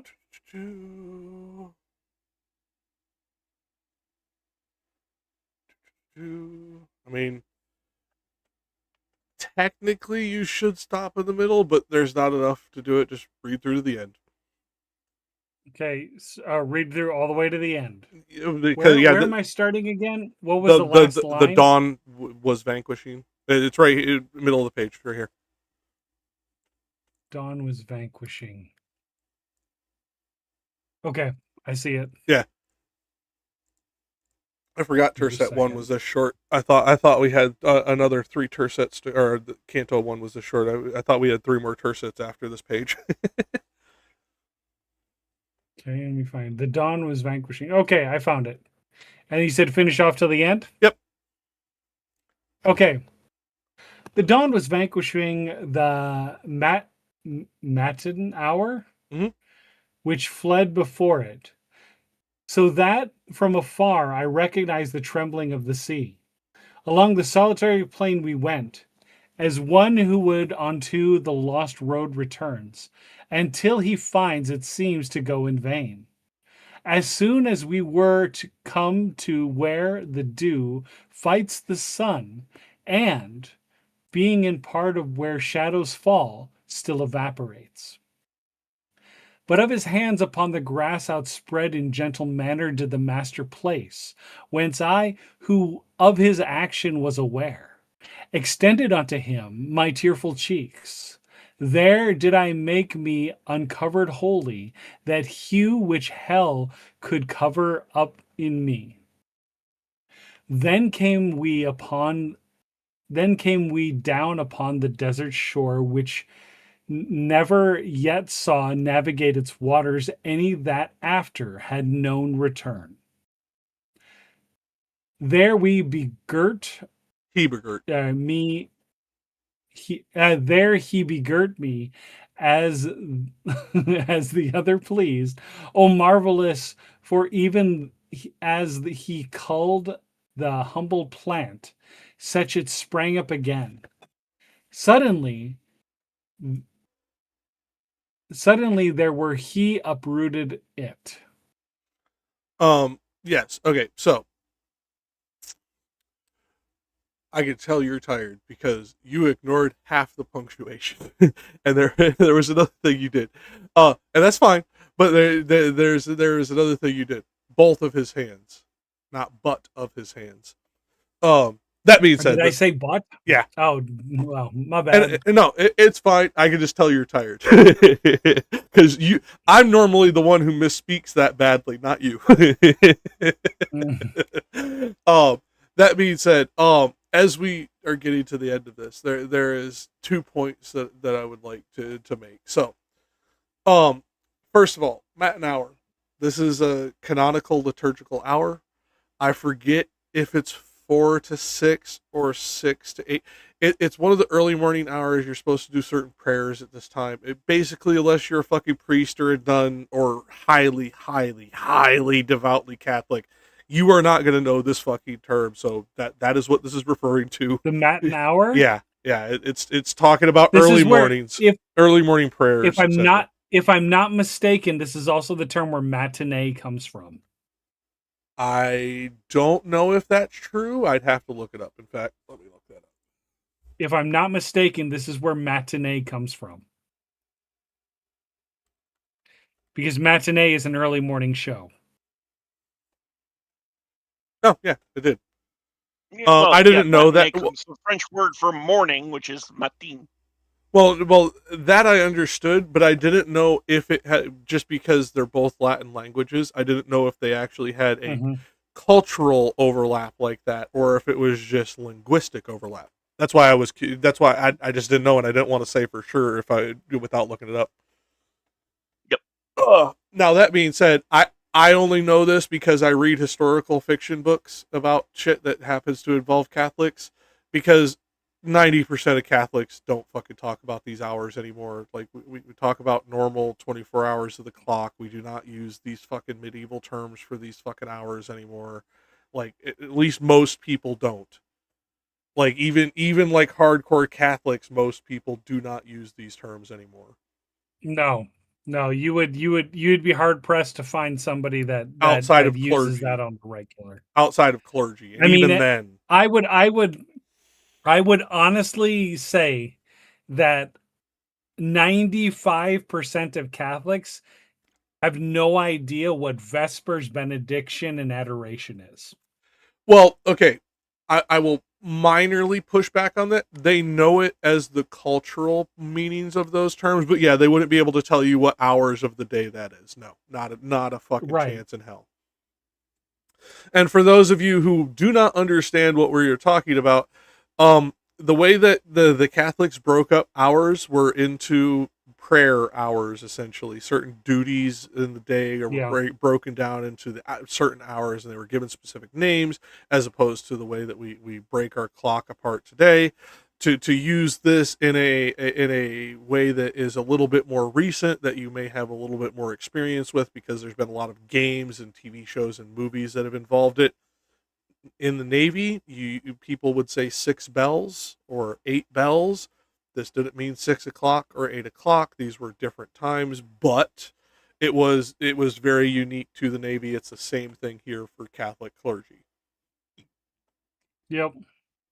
So unless you're Catholic clergy, you don't really need to know this. And if your fucking professor puts what is the Matin hour on the test, look at them and just say, you're a dick. Don't, but in your head. Don't really put that on the test, but in your head, say, yeah, you're a dick, because he's asking you a question just to get you wrong.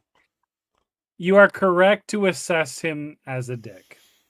Yeah, because the reality is, I'd have to look it up. I just know that Matt in his early hours, early morning prayers, because again, I read historical fiction that happens to include Catholic shit. So therefore, I'm reading about the 12 and 1300s, and therefore the nuns having to go to Matin prayer before the demon, blah blah blah blah blah blah blah. All of that shit comes out, and therefore, over time, I kind of learned what some of these things are through context clues, even if I do not know the specific hours. I was a bad Catholic to begin with, but when it comes right down to it, even good Catholics don't know these terms, unless they are nerds or clergy. Or present company. Well, we would be the nerds. So nerds? Yeah. Yes.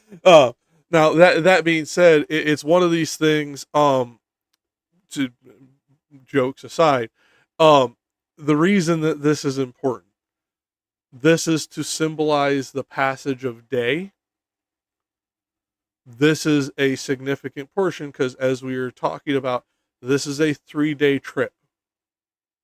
All of what you just went through, one day.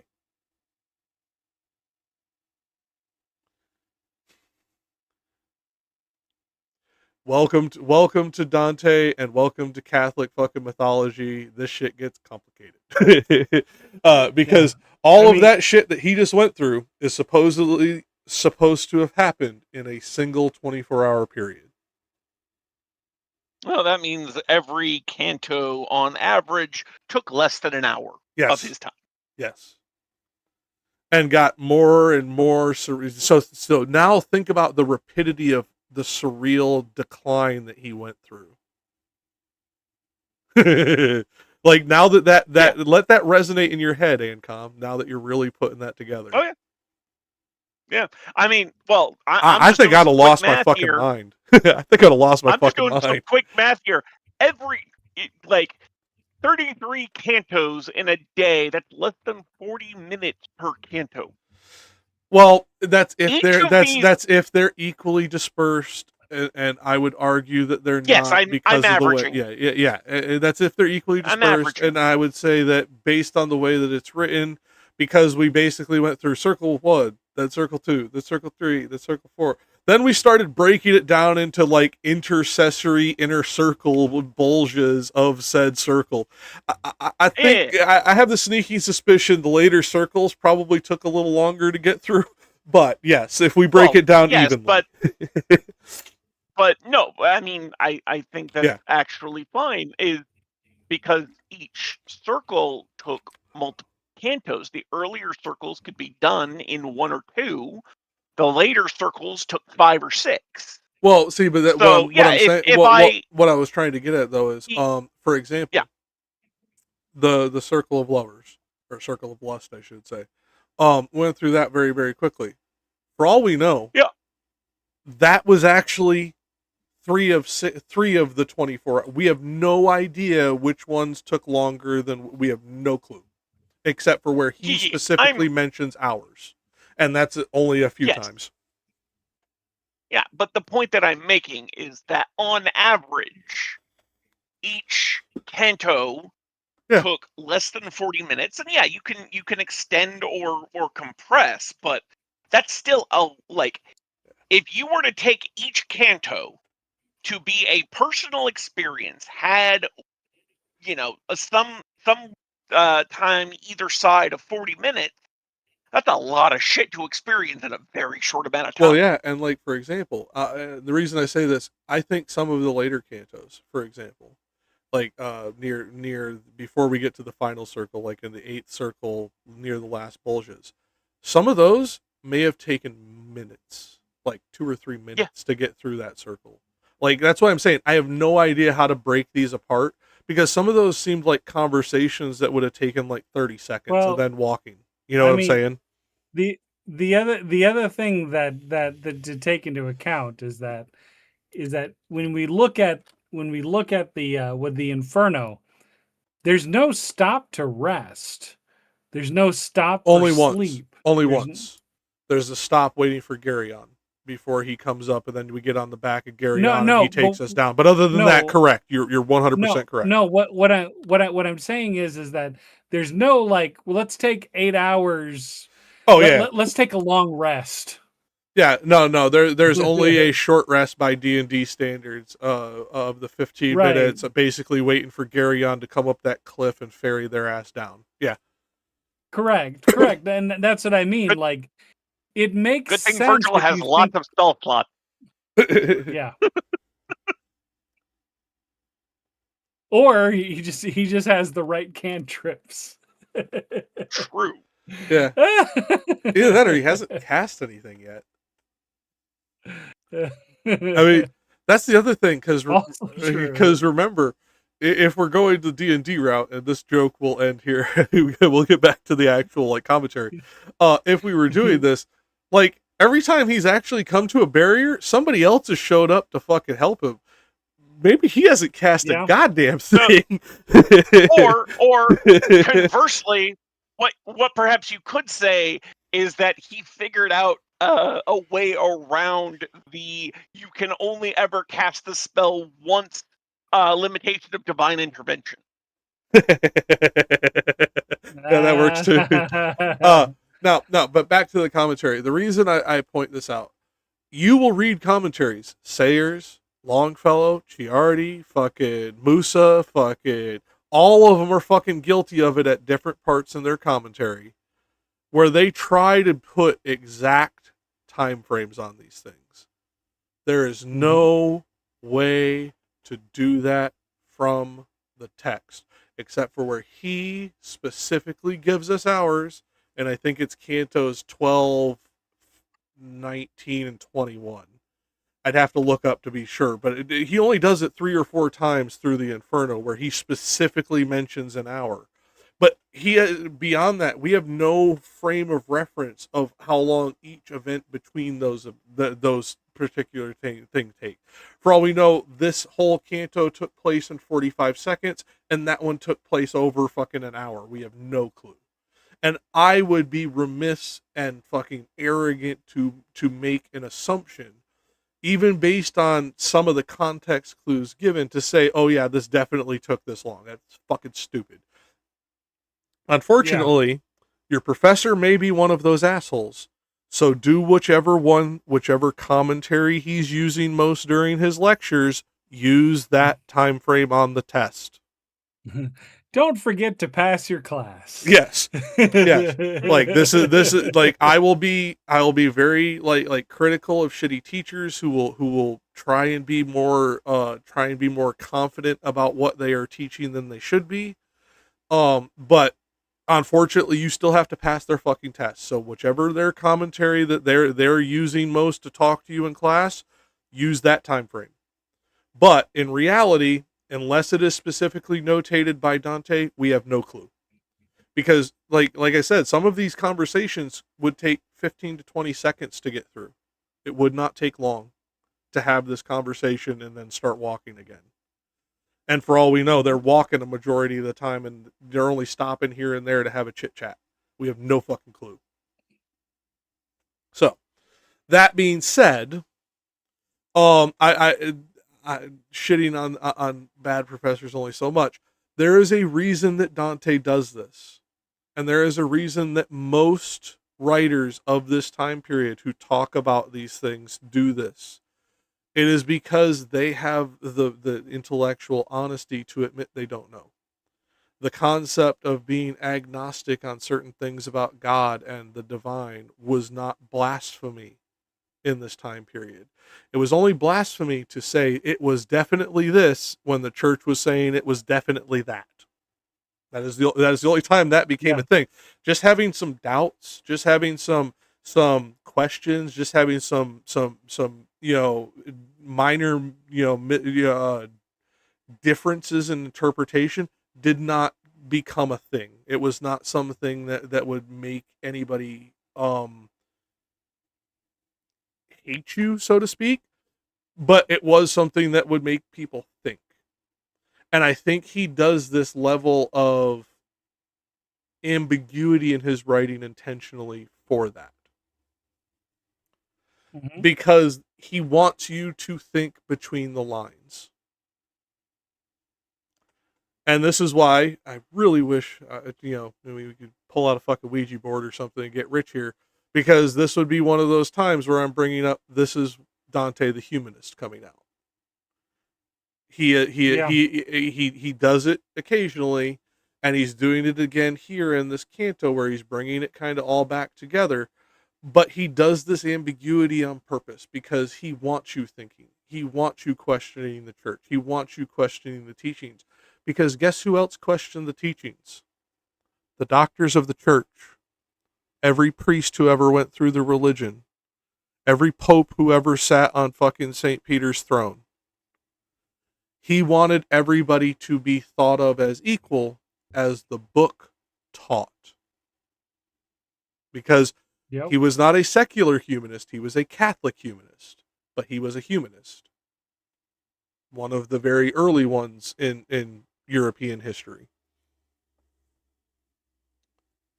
Yep. Ugh. I do not have anybody in chat. I almost wish fucking Eucharist had been able to listen, because he'd probably be yelling at me. I just had to check chat to see if anybody had popped into fucking to bullshit. But no, it's but that's where this comes from. Now, going back to the final lines as we get to this. Extend unto him my tearful cheeks. There did he make in me uncovered wholly the hue which hell covered up in me. Then came we down upon the desert shore, which never yet saw navigate its waters, any that afterward had known return. This is why I say equals. This is a shared experience. This is a tearful, almost embrace between two people who literally just went through hell. This is not a figurative just went through hell together. Literally just went through hell. And that's why I feel this is an equal, because while Virgil is a denizen of the deep, so to speak, he is a resident of the citadel. He does not see the horrors a majority of the time. A majority of the time, he is amongst the thinkers and the scholars and the noble people of savage birth. What is that called? Like, what is it, like the something pagans, the virtuous pagans? Is that what it was called? Virtuous pagans, correct. He was a virtuous pagan. That was the reason. Yes. And that's where this comes in, this is the humanism. He is literally being led through hell by his hero, like a man he loves to the point of reverence, but now he is going through a shared experience. That is a powerful message in a society that is almost as divided by class as we are today. Well, and I would say honestly that there's probably a binary notion of like things of a thought process of this, of like in the sense of like someone who is like saved and not saved. There's a Okay, binary go on process. further what you're thinking, because you might be right, but I might be reading more into what you're saying. So Virgil is given the privilege of seeing what it's like outside of hell. Okay, yes. No, okay, I'm on board with you. That privilege of seeing what things are like outside of hell is not given to anyone. And therefore, this is also giving an idea that, even those that possibly are damned are not, in essence, fully damned. Okay, I see where you're going with this, but, and this is where I will push back. This comes from earlier Catholic teaching. Hell was not eternal damnation. That came later. I mean, we talk about eternal hellfire, but when I come right down to it is, I don't think, and this is where I'm pushing back, I don't think Virgil is given this privilege and no one else is. I think that would be us reading more from the text than is there. Enoch was given this privilege. Well, yes, and others, but more my point of what I'm trying to say is, I think what it is trying to do, and this could be me being a little bit too charitable to the papists. I think what this is trying to do is Dante trying to also minorly chastise his dear master for not taking the signs of his creator, quote unquote, that I'm showing you the way out. It is contrapassos that keep every person here, including you, Virgil. Here is where you can go. You can find your way. I think this is also that kind of commentary as well. You know, it is that he is doing commentary of you choose to be here. Yeah. So much as not so much of this is a reward. I'd say, I don't want to say temptation because that's not the right word. Incentivization. Mm-hmm. It seems to be is what this is trying to show in that, because everybody could get out of hell if they could get out of their own way. Yeah. That's the whole point to the contrapasso in the first fucking place. You are your own jailer. I get that, but I mean, if you really think about it, a lot of people in real life, not in hell, could do better if they get out of their own way. Yes, this is not an argument of just for hell, but I am talking about just for hell because we were just in hell in the story. But that's what I'm trying to get at with this is he is trying to give that Catholic humanist message. Again, because he is trying to teach that even after death, you can find your way out. Even after death, you can find your way to God. I don't think it truly fits with Scripture based on everything I've read of the fucking book and canon, non-canon, and apocryphal books. I've read it all. I can't find any any evidence of the contrapasso in Scripture as a thing, but but it is how they teach it in this. So like we have to semi-stick within the framework that Dante is writing to a point. Well, I mean, here's the thing. Like, what is it? I think the contrapasso necessitates itself in the sense that if you're talking about a place, if the church is talking at a place that exists that is in essence damnation, there has to be a reason why the people have to stay there and can't get out. And they could not accept like they had in previous centuries. And for any of you who end up watching this that are Christian, I'm just going to apologize now. This probably will make you very insulted. I'm sorry, it's just the way the original teachings taught. The original jailer of hell was Jesus. It was Jesus who kept you there, according to Scripture. Originally, that was acceptable.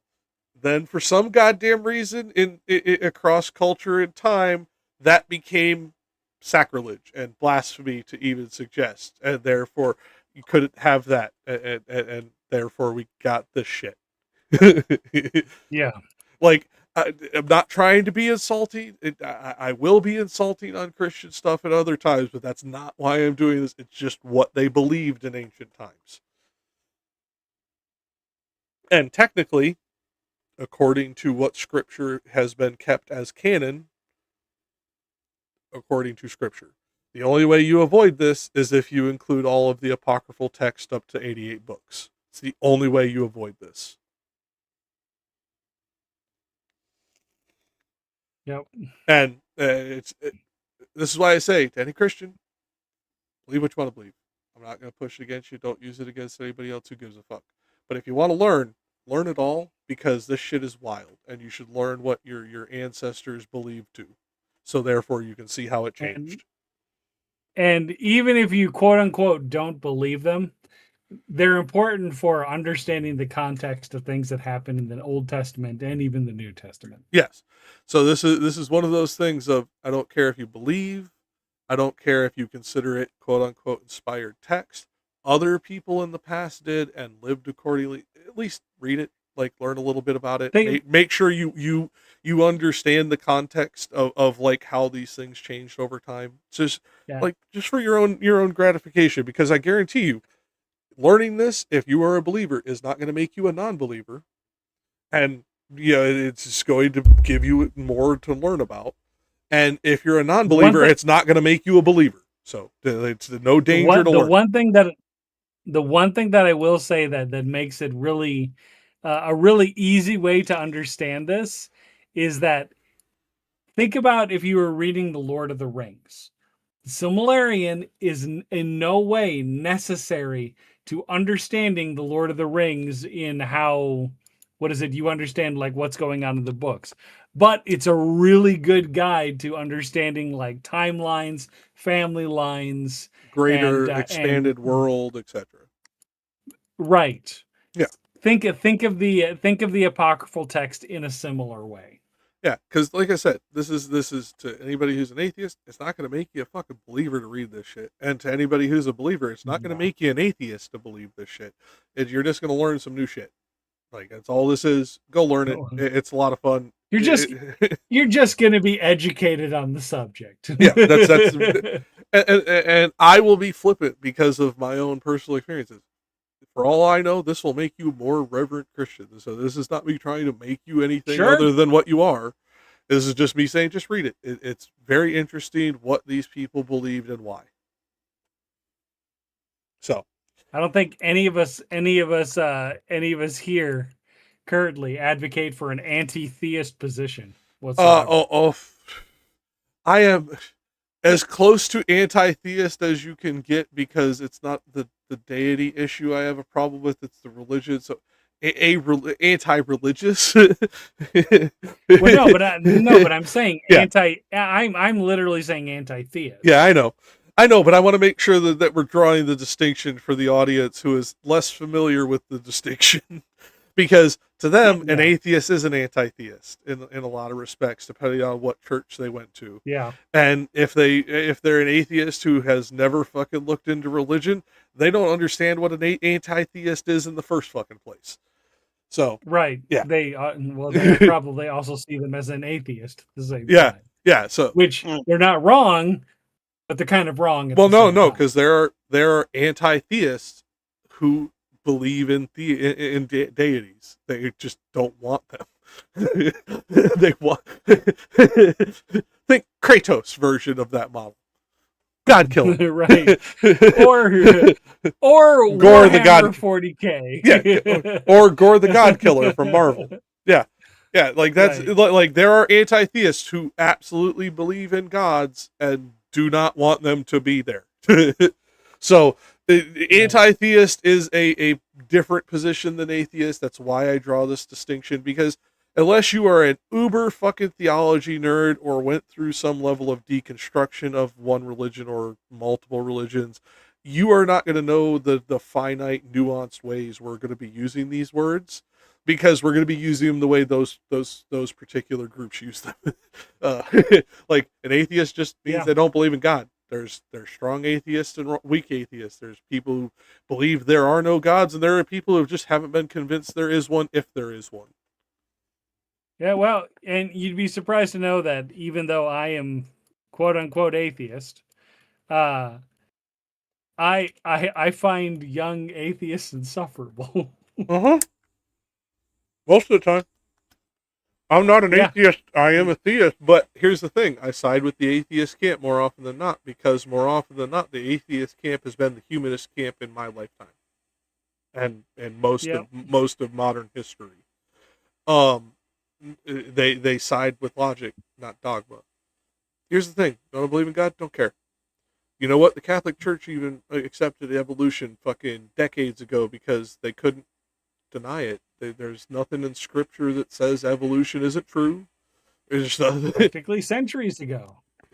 well, officially decades ago, technically, but yes.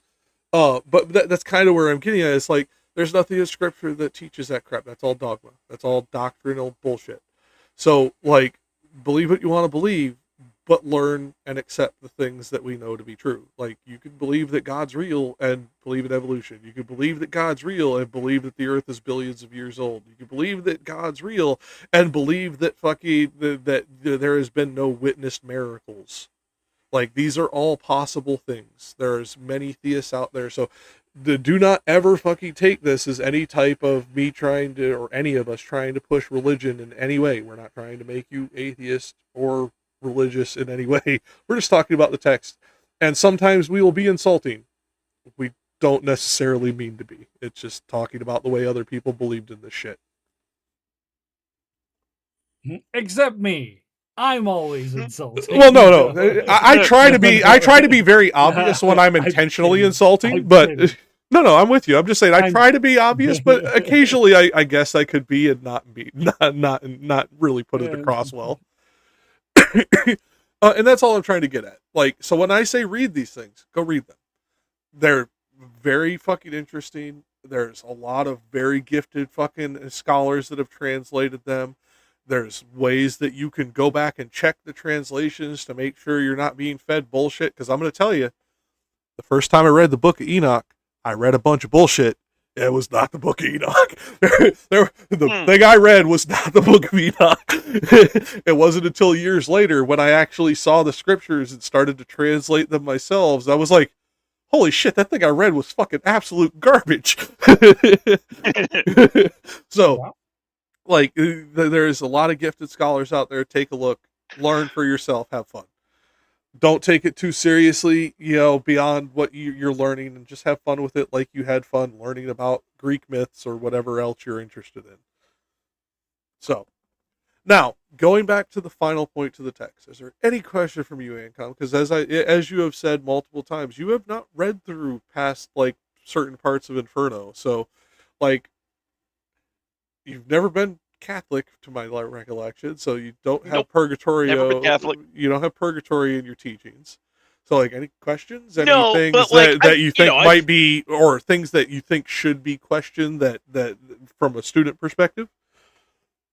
I mean, yeah, I've heard of Purgatory because it's still, somewhat part of the zeitgeist. But yeah, this is Canto I's not really giving as much. Yeah, like I said, this is breathe. We just got out of hell. Like, that is absolutely what this is. Yeah. So this is, I'm sure we'll get to more theologically interesting content next time. Oh yeah, but any questions from the reading either? Anything else? Because it's the thing, before we close out and go to the closeout screen, I just want to make sure that, because you might have a question that one of the students might have, and since they'll be watching it as a VOD, they can't be here to ask it. Fair enough. So every single translation that I could find, and I have access to several in this omnibus, in the last tercet, the word is either translated as begirt, girt, or girded, and I'm just trying to figure out what the fuck that word means. Well, if you're talking begirded, it'd be another way to translate that would be begirdled. Beside, he's beside me. There, he begirt me as the other. Basically, he's shoulder to shoulder with you. Okay. It is how to say it. You are brothers in arms in modern. Brother, I'm pinned here. That's what he's saying. This type of thing. It's like, it's what this is. To begirt somebody is to stand very close to them to the point where your flank is touching their flank. Okay. Like, I think I get it. Like, that's a weird, gird or girt. These are not, these are no longer in the vernacular. So I'm like, what in the fuck is this word? Okay, that there may be an etymology to the word that has more to it, but that is how it is being used here. I can definitely say that is how Longfellow is using the word. There may be an etymology to the word that I am unfamiliar with, but that is how Longfellow is using it. And the reason I can say that is he uses looking it. Up the, yeah, I'm looking up what I think the. But I will say this, because in other things that Longfellow writes where he has uses begirt or begirdled, he is speaking about something standing right next to you, or you standing right next to it, or two things like two buildings standing so close there's not enough room for a person to move between. He is speaking in that same way. I cannot say if that's the etymology, but that is definitely how Longfellow is using it. So it comes from the Italian cince, which comes from the Latin cingere, meaning to encircle, surround, encompass. So maybe hug would have been a better word here, because just what is it with these translators and their hold on. See, you're blaming the translator. Look at that etymology. Where it starts and where it ends. How the fuck did that happen? Like, just look, take the meaning of the word away. Look at where it started in Latin to where it becomes today. How the heck? What influence of what secondary language did that fucking bastard love child? I mean, well, no. I can't blame. What are you actually saying here? Well, because I'm coming from the Latin cingere or kingo, meaning to surround, to circle, to starting from CING, starting from CING to GIRT. Well, no. You like take the meaning. No. Take the meaning of the word here. Doesn't. I know it doesn't have the exact same. Girt. No, it doesn't even come from Latin. That's Germanic. Girt is Germanic, not Latin. And you said it originates from, meaning the etymology took it through here. No, yes, I was coming from the Italian, cince. Oh, okay. That is the word. Italian. I thought you looked up the etymology of the word. Okay, that was my mistake. That's where the confusion came in. I did, but I was looking up the etymology of the Italian word. Quivi mi cinse sicum altrui place. I was looking up the Italian word to figure out what the fuck it was actually supposed to mean. And then I was looking at the definition of the Italian word to get this unfortunately, English, Dutch, girdle German. to me is I am only aware of the word girdle as a thing you wear around your waist, and I still Yeah, I'd have to look, because looking through that chain on girt and chain on cinche, I don't know why they did that, because I can't see overlap in that fucking etymology of the two words. Yeah. So at best, this would be a transliteration. They chose a word because they didn't know how to translate it appropriately. So they chose a loan word to do it. It's the best I got for that one. Because from what I can tell, when I go to the Latin and Italian dictionaries, the word girdle is included gird and girdle are included in the various translations. So this is not a new thing. No, I'm not saying it is, but I'm saying there is some bastard linguistic love child that I am not seeing in the etymology of the two words. So therefore there is some kind of cultural thing that happened here that we would have to dig far longer than I think Despy wants to stay awake for. Because I have the sneaking suspicion this seems like a loan word that then got incorporated as if it were etymology. Because The two words Maybe. don't seem to be connected except for in meaning. They don't seem to be related in any kind of linguistic form, but later become translations for each other. It's weird. Yeah. So, like, I Yeah. too linguistically complicated, and even our linguist his eyes are glazing over. So, like, it's the best I got is loan word that got kept. And girdle is worn around the waist or thigh. Yes, there are thigh girdles. Yeah. Because the whole point to the girdle was to shape the whole body, not just the waistline. It shaped your ribcage. Apparently the etymology of Kingo before Latin really isn't understood. Like there are possible connections to Proto-Indo-European, but then girdle comes from a completely different PIE root. Yes. So yeah. And that's why I'm saying like there doesn't seem to be overlap in the actual etymologies of either word, because I grabbed both in two different windows, and I couldn't see any overlap. So the only thing I can get is loan word without deeper research, I should say. It might be a loan word. It also might be something that just has transferred through Old English. Well, it started in Old English, but its origin is in Old English. It then goes through Dutch, Norman, and then French, and then back into English. But Sanchiche does not cross over with it anywhere within that etymology, yet somewhere around the 16th century, they are ubiquitous translations for each other. And there is, yet in the etymology list, there's no relation. And and sometimes that actually happens, where you literally have a one-to-one translation, and there's no meaningful cause for the reason for that one-to-one. Well, yeah, but I'd have to look into it to see if this is one of those, or if it's just something we don't know. Because like I didn't even think about that word, because I just thought, Longfellow being Longfellow again, and trying to deal with 14th century Italian. This is probably the closest English he could get. I didn't even dig any deeper in my brain like Ancom did. So like I didn't even think about this until this very moment.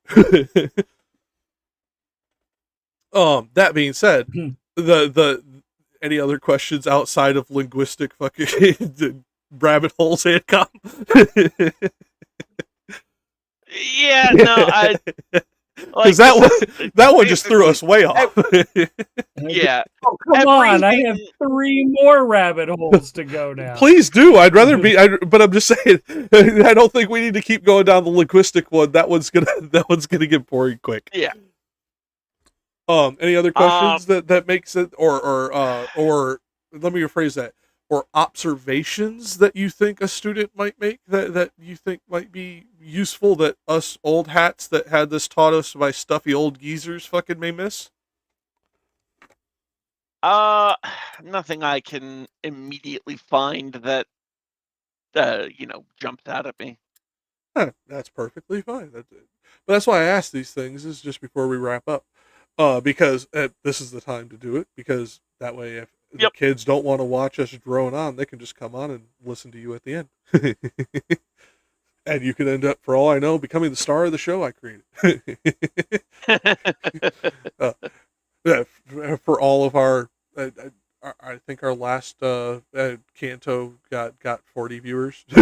So for all of our 40 viewers, here's the thing. The view count doesn't show that, but when I go into the analytics, it shows 40 unique views with an average run time of like 15 minutes. So I don't get it. I don't understand how YouTube analytics works, but at least when I look at the background, there's 40 people who watch us on occasion. Or at least 40 unique devices, I should say. Fair. For all I know, thank you.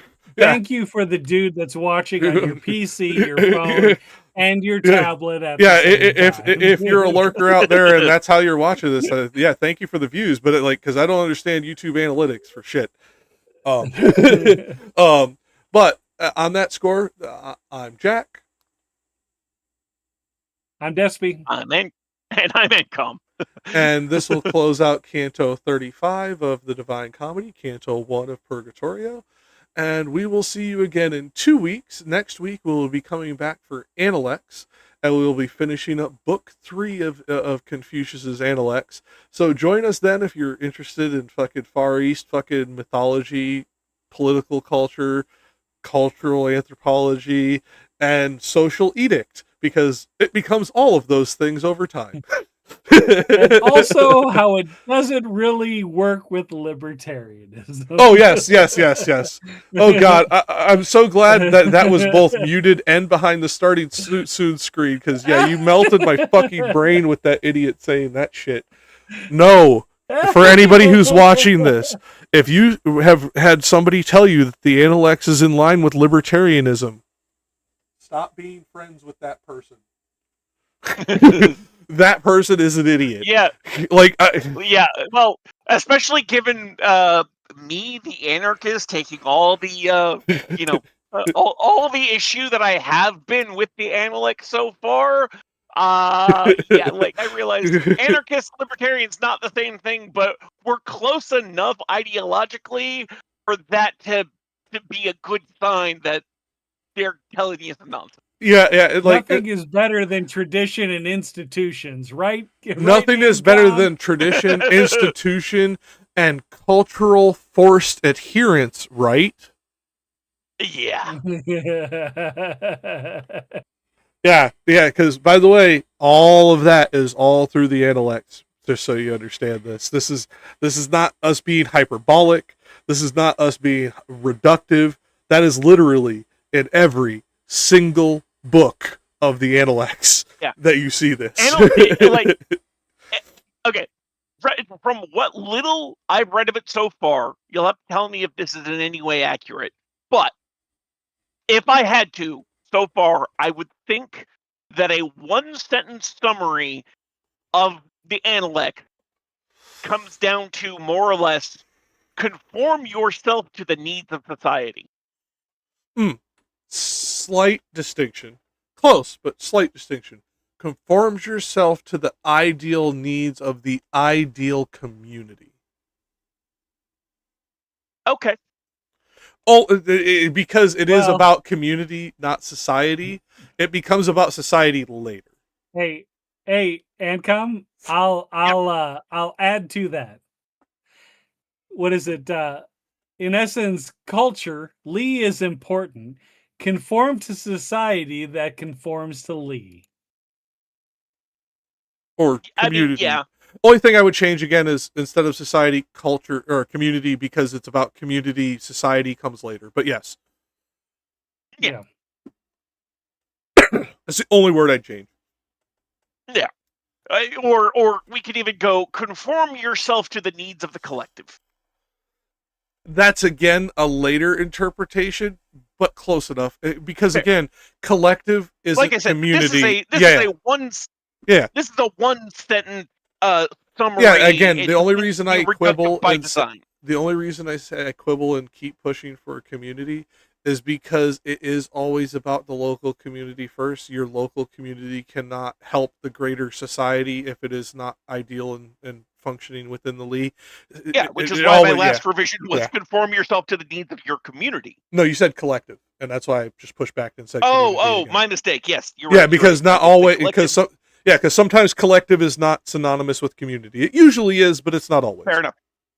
No, you're absolutely right. So I misremembered what I said. Yeah, but so join us for that, and you can hear two communist shit on the book that gave rise to the little red book of communism.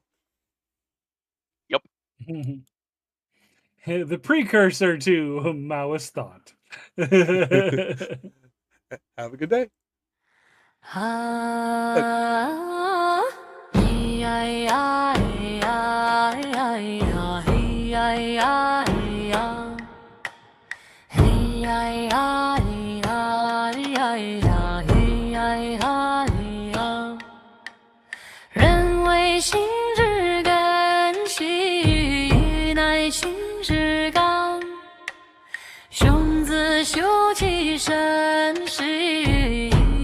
百姓样，小体力气。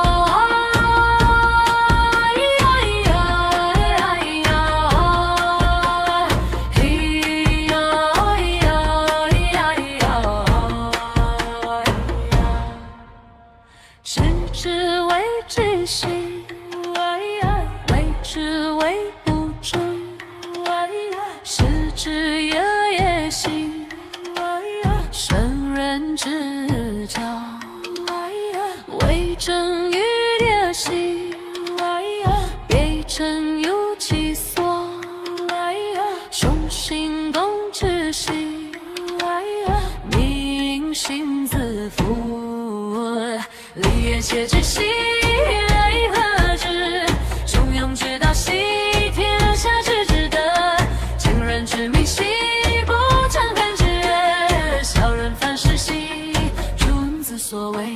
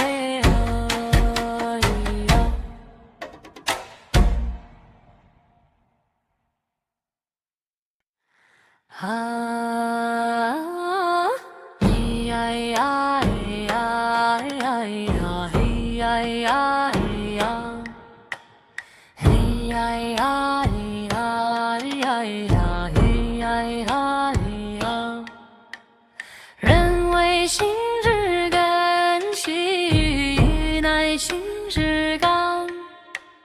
兄子修其身，是安百姓养。小体力其精细，中枢扩其量。其所不欲真实，无事于他人。水而思之兮，不亦明乎？思而学之兮，免有大义。有朋之远兮，冷漠大言。人不知而无怨兮，君子之福。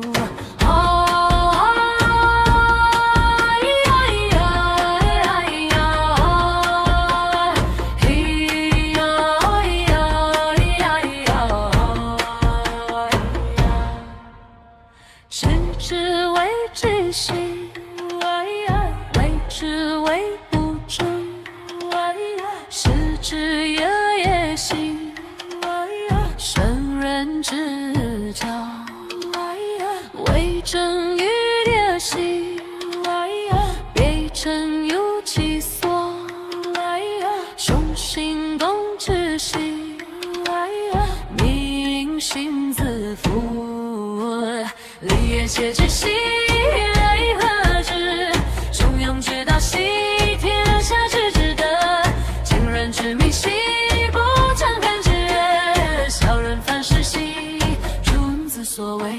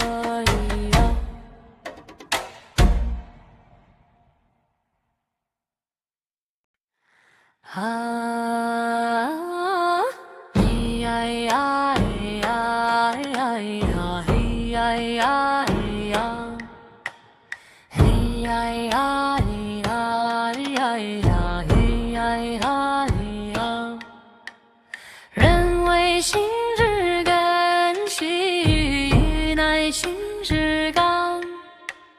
兄子修其身，是安百姓养。小体力气精细，中枢阔气量，细所不语真实，无视于他人。水而思之兮，不以明乎，细而学之兮，免于大义。有朋之远兮，冷漠大言，人不知无远兮，君子之福。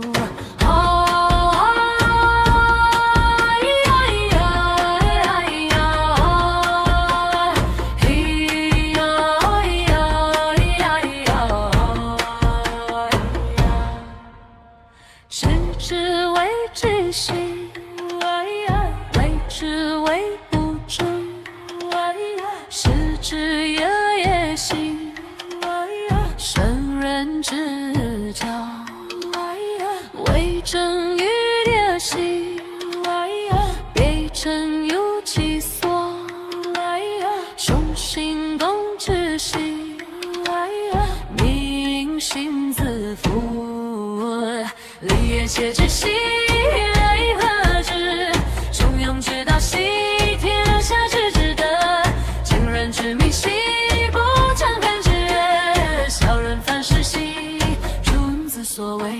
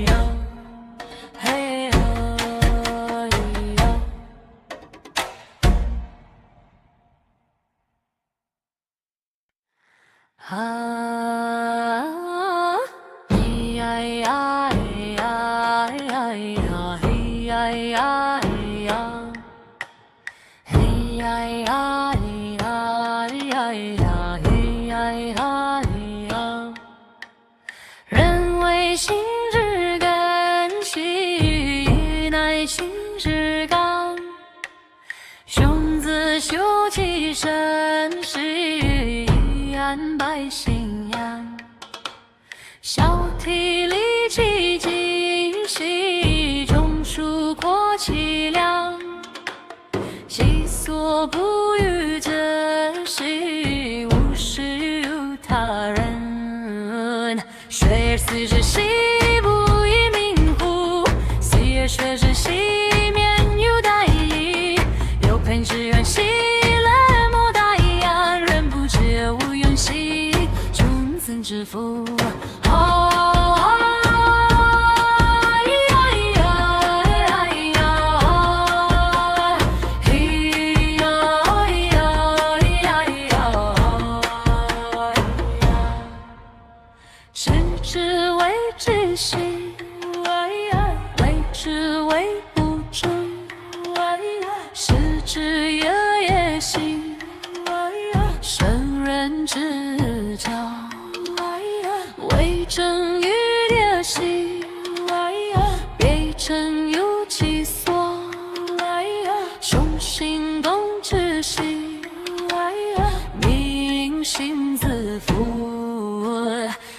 且知兮为何之？中庸之道兮，天下之至德。今人之迷兮，不常看之人。小人反是兮，君子所为。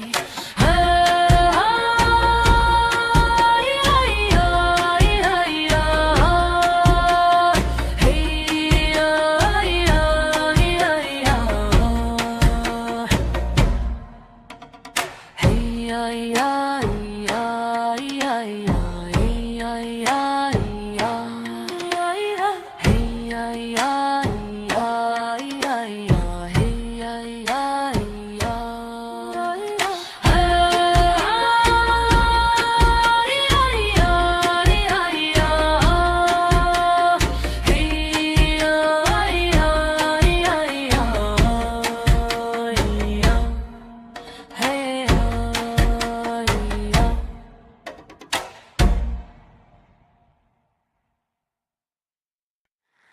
啊，咿呀呀呀呀呀，嘿呀呀呀，嘿呀呀呀呀呀，嘿呀呀呀。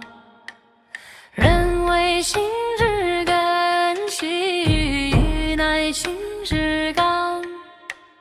兄子修其身是安百信仰，小体力其精细，中枢扩其量，其所不欲者是无事于他人。水而思之兮不亦明乎，思而学之兮免于殆矣。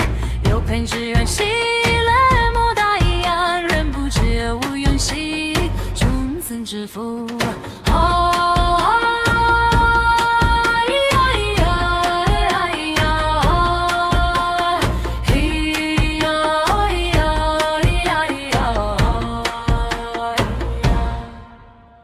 知之为知兮，为之为不知，识之也兮，圣人之教。为正于列兮，别正有其所，雄心共之兮，民心自负。立言切之兮，为何之？中庸之道兮，天下之至德。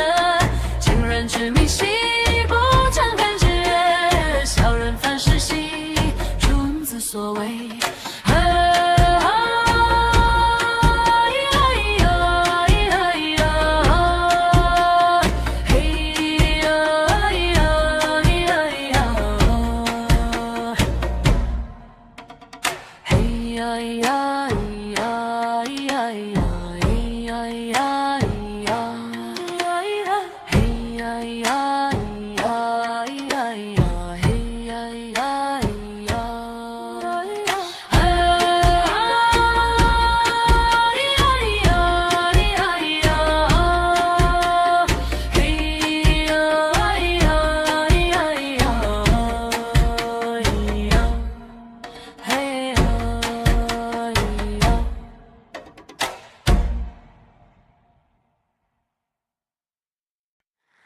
啊，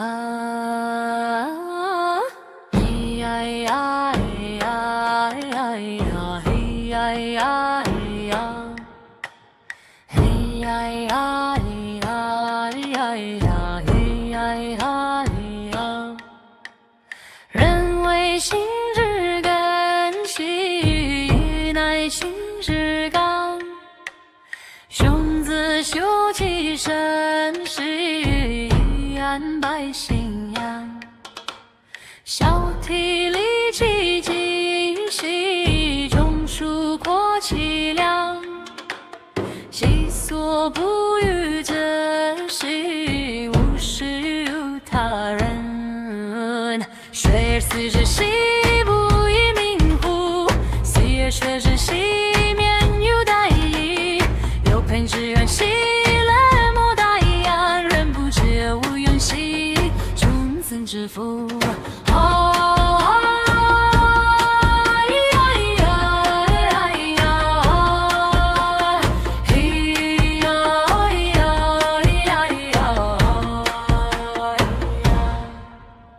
知之为知兮，为之为不知，识之也兮，圣人之教。为正于列兮，别正有其所，雄心共之兮，民心自负。立言切之兮，为何之？中庸之道兮，天下之至德。今人之迷兮，不常看之人。小人反是兮，君子所为。嘿呀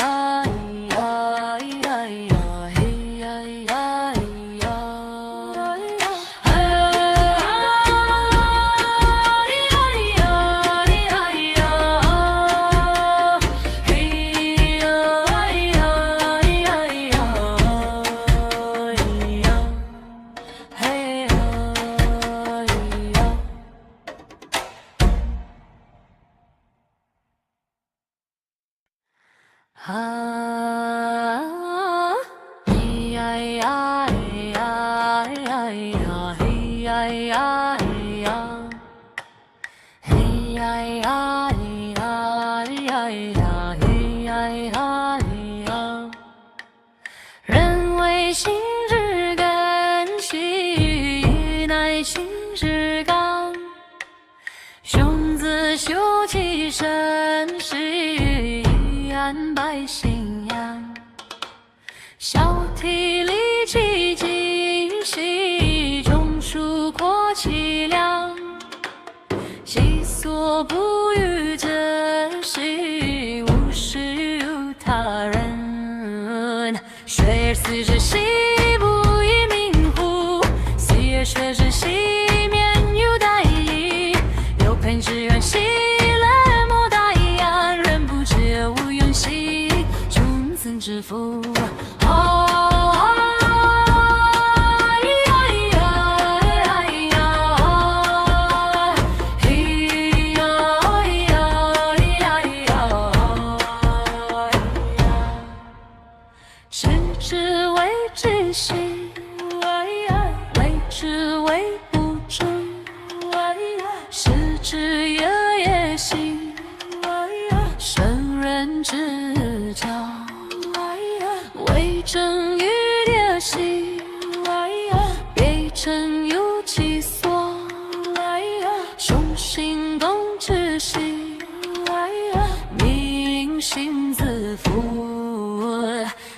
写之兮为何之？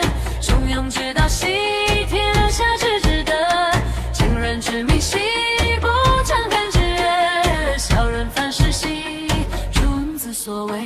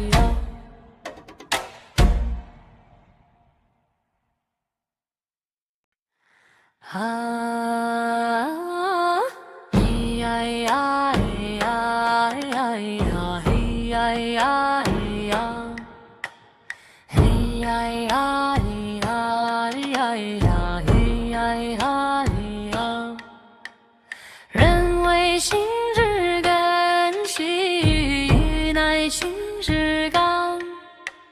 兄子修其身，是安百信仰。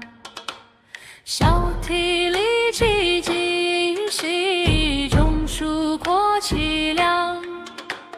其所不欲者，是无事于他人。学而思之，习不以明乎？思而学之，习免于大义。有朋之远，习了莫大言。人不知而无用兮，君子之福。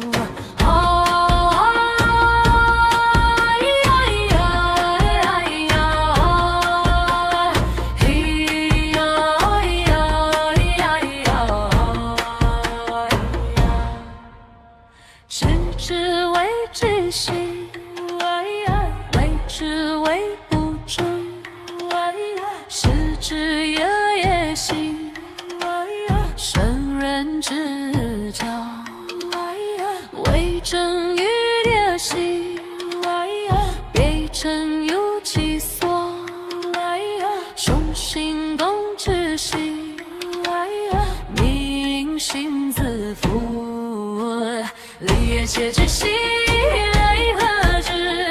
中庸之道兮，天下之至德，今人之迷兮，不常感之人，小人犯事兮，君子所为。